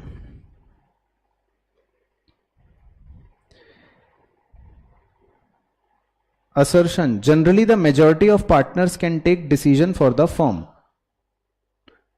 Reason, क्योंकि the majority of partner can take all the decision for the firm. क्यों? क्या सारे ही डिसीजंस मेजॉरिटी पार्टनर्स के हिसाब से हो जाते हैं? नहीं होते। जैसे admission of a new partner जब होता है तो सारे उस समय मेजॉरिटी पार्टनर्स के हिसाब से डिसीजन नहीं होता, फिर तो हमको सारे ही पार्टनर्स का कंसेंट चाहिए होता है। तो हर डिसीजन में मेजॉरिटी पार्टनर का डिसीजन नहीं चलता। तो ये रीजन वाला जो इसने स्टेटमेंट दिया है ये उसने गलत दे रखा है। तो इसीलिए ऑप्शन नंबर सी जो है वो आपने सही पहचाना। Very good. इसके बाद 22 आपका होमवर्क है। 23, if the partnership deed is silent, interest on partners loan will be provided at 6% per annum. Reason, because as per Partnership Act 1932 partners must have partnership deed. क्योंकि रीजन जो है वो गलत है, क्योंकि ऐसा जरूरी नहीं है कि पार्टनर्स के बीच में पार्टनरशिप डीड हो, ऐसा हमने पढ़ा था, जरूरी नहीं होता. तो यानी कि assertion is true but reason is false, गलत. उसके बाद क्वेश्चन नंबर 24 भी पढ़ लेते हैं. क्या कह रहा है क्वेश्चन 24 में? कह रहा है a partner will not need to pay some amount out of his share of profit to another partner in case of guarantee, because, reason कह रहा है because when there is sufficient amount of profit. मतलब अगर profit जो है वो कह रहा है सफिशिएंट होगा तो फिर एक पार्टनर को दूसरे पार्टनर को गारंटी देने की कोई जरूरत नहीं है. तो आप सहमत हो इस बात से? श्योर होना भी चाहिए, बिल्कुल श्योर, क्योंकि ऐसा ही होता है. तो अगर सफिशिएंट प्रॉफिट है तो फिर थोड़ी ना गारंटी अप्लाई होगी, क्योंकि गारंटी हमेशा मिनिमम प्रॉफिट के लिए होती है. अगर ऑलरेडी सफिशिएंट प्रॉफिट मिल रहा है किसी पार्टनर को तो फिर हमें उसको गारंटी देने की कोई भी जरूरत नहीं पड़ेगी. तो बिल्कुल सही बात बन गई. उसके बाद 25 आपका होमवर्क है. चलो अब 5 ट्रू फॉल्स और डिस्कस करते हैं, देखते हैं आपके कितने तुक्के सही लगेंगे. Number 1, the maximum number of partners that A partnership firm can restrict is 45. तो ये तो ट्रू लग रहा है, बिल्कुल सही है. 45 ही था, 50. ओके ठीक है, तो फॉल्स. उसके बाद नेक्स्ट है the partnership is defined under the section 4 of partnership act 1932. Section 9 नहीं था, 4 था. सबसे पहले यही करा था, ठीक है, तो ट्रू. उसके बाद C, a partner who devotes more time to the business than others is entitled to get salary. क्यों? जिसने ज्यादा टाइम दिया तो उसको सैलरी नहीं मिलनी चाहिए? शाबाशी मिलेगी, पैसे नहीं मिलेंगे.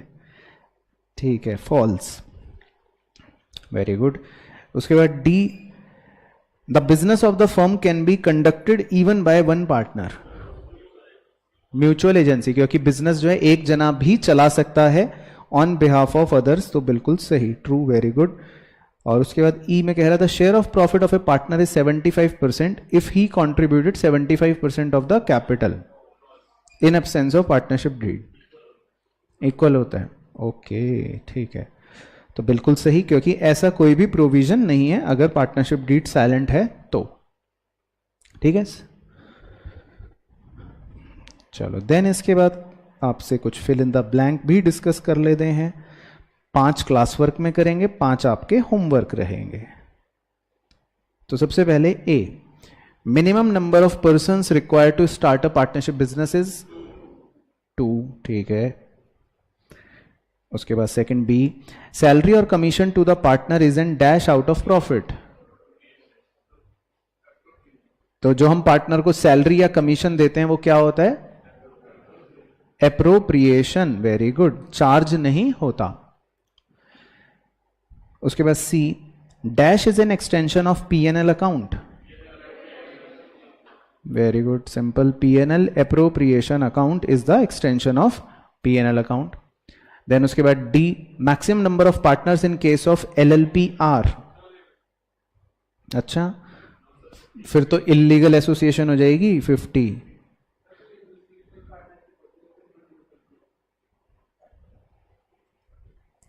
ओके ओके, हाँ तो सही कह रहे हैं. तो क्योंकि ये लिमिटेड लाइबिलिटी वाली पार्टनरशिप यानी एलएलपी है, तो एलएलपी में तो कंपनी और पार्टनरशिप का जो मिश्रण है वो वाला कॉन्सेप्ट है. तो इसके लिए अपर लिमिट है बेसिकली नो लिमिट, यानी कि अनलिमिटेड. उसके बाद E, the number of partners which should not exceed the partnership business is 50. तो साधारण बिजनेस जो होते हैं पार्टनरशिप वाले, उसके लिए जो है वो 50 है, उससे ज्यादा वो एक्सीड नहीं कर सकता. ठीक है, परफेक्ट हो गया. चलो FGHIJ आपका होमवर्क होगा. इसके बाद मैच द फॉलोइंग के मजे लेते हैं. एक क्वेश्चन नंबर करते हैं 28। तो इसमें आप 1 बाय 1 बस मुझे मैच बताओगे। तो सबसे पहले A, minimum number of partner, तो कौन सा ऑप्शन बन गया? 3, ठीक है। उसके बाद B, legal definition of partnership, section 4, very good. उसके बाद सी, इंपॉर्टेंट फीचर कौन सा है? एजेंसी, पक्का। और true test of existence, mutual agency, very good. कहां से सीख के आओ ये सब? वेरी गुड, चलो ठीक है, तो परफेक्ट हो गया match. True test of partnership होता है म्यूचुअल एजेंसी, बिल्कुल सही। और फीचर था एजेंसी रिलेशनशिप या प्रिंसिपल और एजेंट रिलेशनशिप। सेम होते हैं दोनों, बस वो लैंग्वेज का फर्क है। तो ट्रू टेस्ट ऑफ पार्टनरशिप की लैंग्वेज में हम बोलते हैं mutual agency is the true test of partnership, language का फर्क है। चलो ठीक है, उसके बाद 29 आपका होमवर्क हो गया। इसके बाद 30 करते हैं। ए, स्टेटस ऑफ फर्म, बताइए दी फर्म का स्टेटस क्या है? Very good, not separate legal entity. कानून की नजरों में सेपरेट लीगल एंटिटी नहीं है। पार्टनर्स ने अगर घपला करा तो मतलब फर्म ने घपला करा, फर्म ने घपला करा मतलब पार्टनर्स को भी जेल होएगी। No separate legal entity. फिर B, liability of partners, unlimited, very good. उसके बाद मोटिव,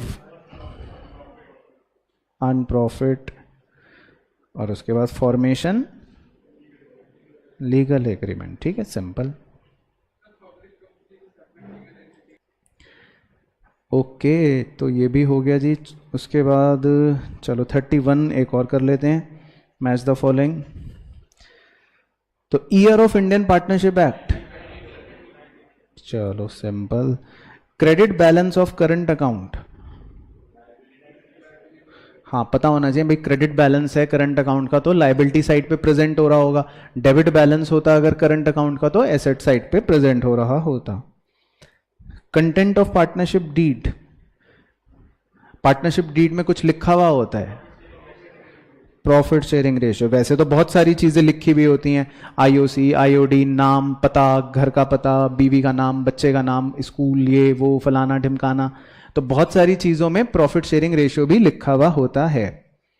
और फिर उसके बाद स्टेटस ऑफ फर्म, हाँ सेपरेट बिजनेस एंटिटी, मतलब कि अकाउंटिंग के नजरिए से ओनर और फर्म अलग अलग होते हैं ना। हम मुंशीगिरी पार्टनर के हिसाब से नहीं करते, हम मुंशीगिरी किसके हिसाब से करते हैं? बिजनेस के हिसाब से। तो सेपरेट बिजनेस एंटिटी फॉलो हो रहा होता है। चलो बहुत बढ़िया, 32 आपका होमवर्क हो गया। अब आएंगे मजेदार चटपटे क्वेश्चन ऐसे वाले एग्जाम में, ये होंगे आपके केस बेस्ड। 3 नंबर तो कहानी होगी और 3 अलग अलग प्रश्न होंगे। तो पढ़ लेते हैं कहानी। X and Y are 2 partners in a firm sharing profits and losses in the ratio 3:2। तो 2 पार्टनर्स हैं जिनका रेशियो है 3:2। At the time of distributing the net profit between the partners, interest on capital was credited 18% instead of 8% wrongly। तो ये line मैं समझा देता हूं। तो कह रहे जब हमने पार्टनर्स को इंटरेस्ट ऑन कैपिटल दिया तो हमने 18% दे दिया इंस्टेड ऑफ 8%। तो इसका मतलब ये हो गया कि आपने 10% इंटरेस्ट ऑन कैपिटल ज्यादा दिया है। क्या मैं सही बोल रहा हूं? इसका मतलब आपने 10% पार्टनर्स को इंटरेस्ट एक्स्ट्रा दे दिया है। फिर वो कह रहा है partners capitals are given on 1 April as. तो पार्टनर्स के कैपिटल्स बैलेंस आपको दे रखे हैं 1 अप्रैल, मतलब ओपनिंग वाले 5 लाख और 3 lakh respectively. Profit on 31 March is 2 lakh, और ईयर का हमारा प्रॉफिट दे रखा है 2 लाख रुपए जो हमारा था। चलो ठीक है, तो 3 सवाल हैं बेसिकली। तो पहले मैं आपको 3 मिनट का समय दूंगा, तो तीनों को पहले आप सॉल्व करेंगे फिर हम डिस्कस करेंगे, ठीक है?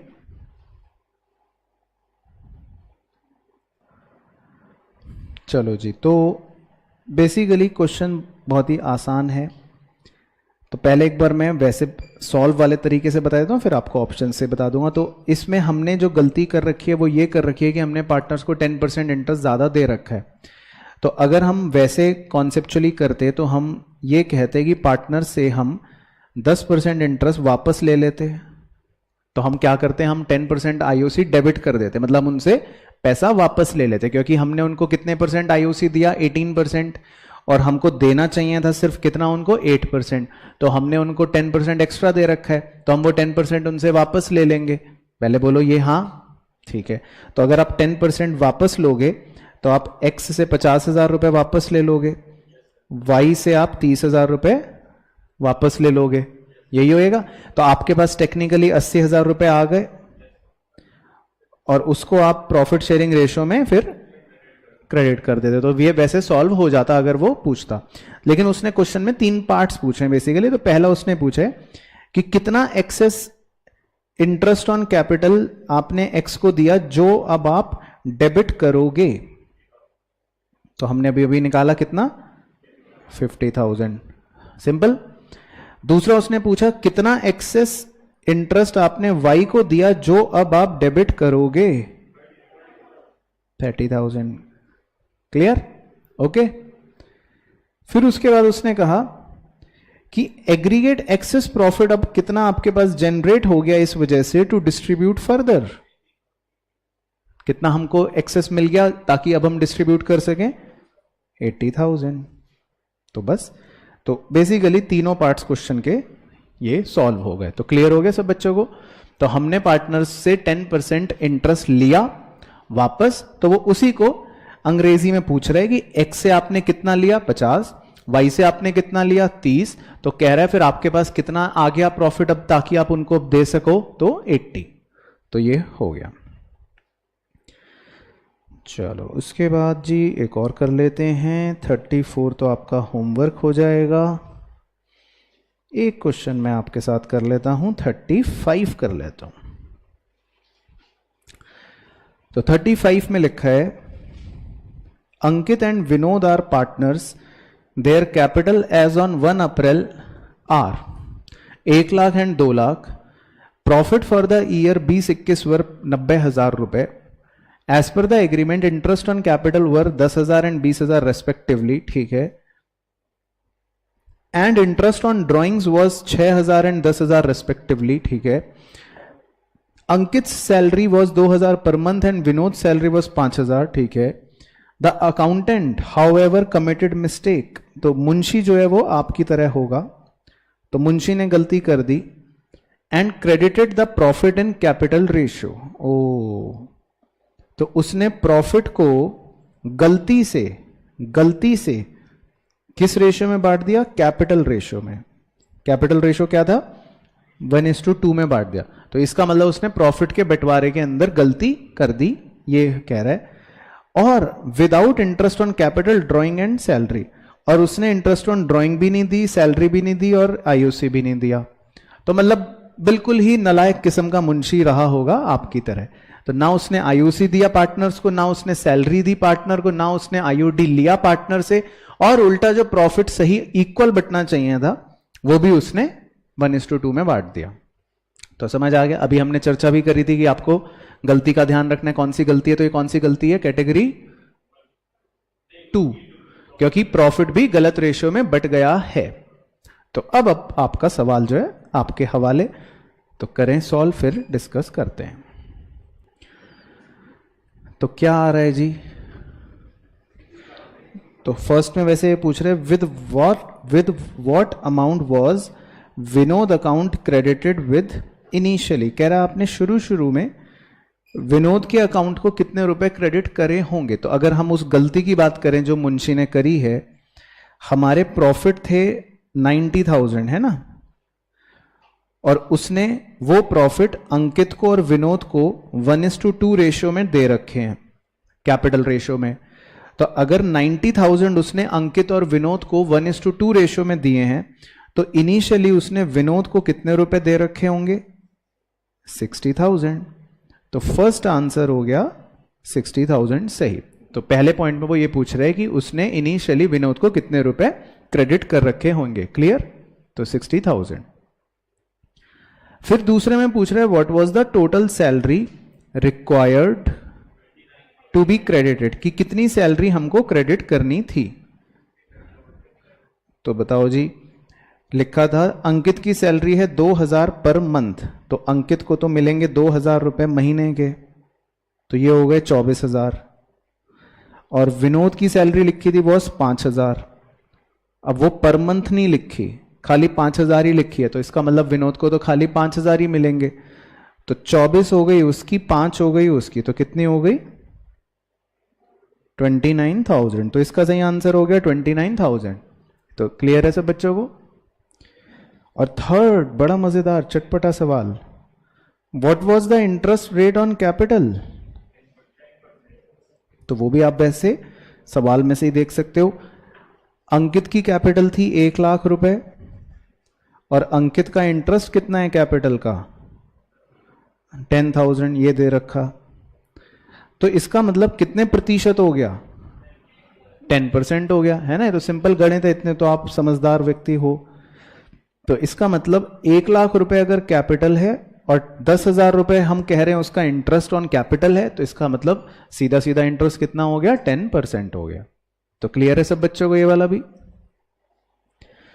चलो, तो बहुत बहुत मुबारकां, बहुत बहुत बढ़िया। तो बस 2 और केस स्टडी क्वेश्चन जो हैं वो आपको होमवर्क में करने इसी प्रकार से, ठीक है। तो बस फिर ये पूरा हमारा वर्कशीट फिनिश हो जाएगी। तो डन फॉर द डे।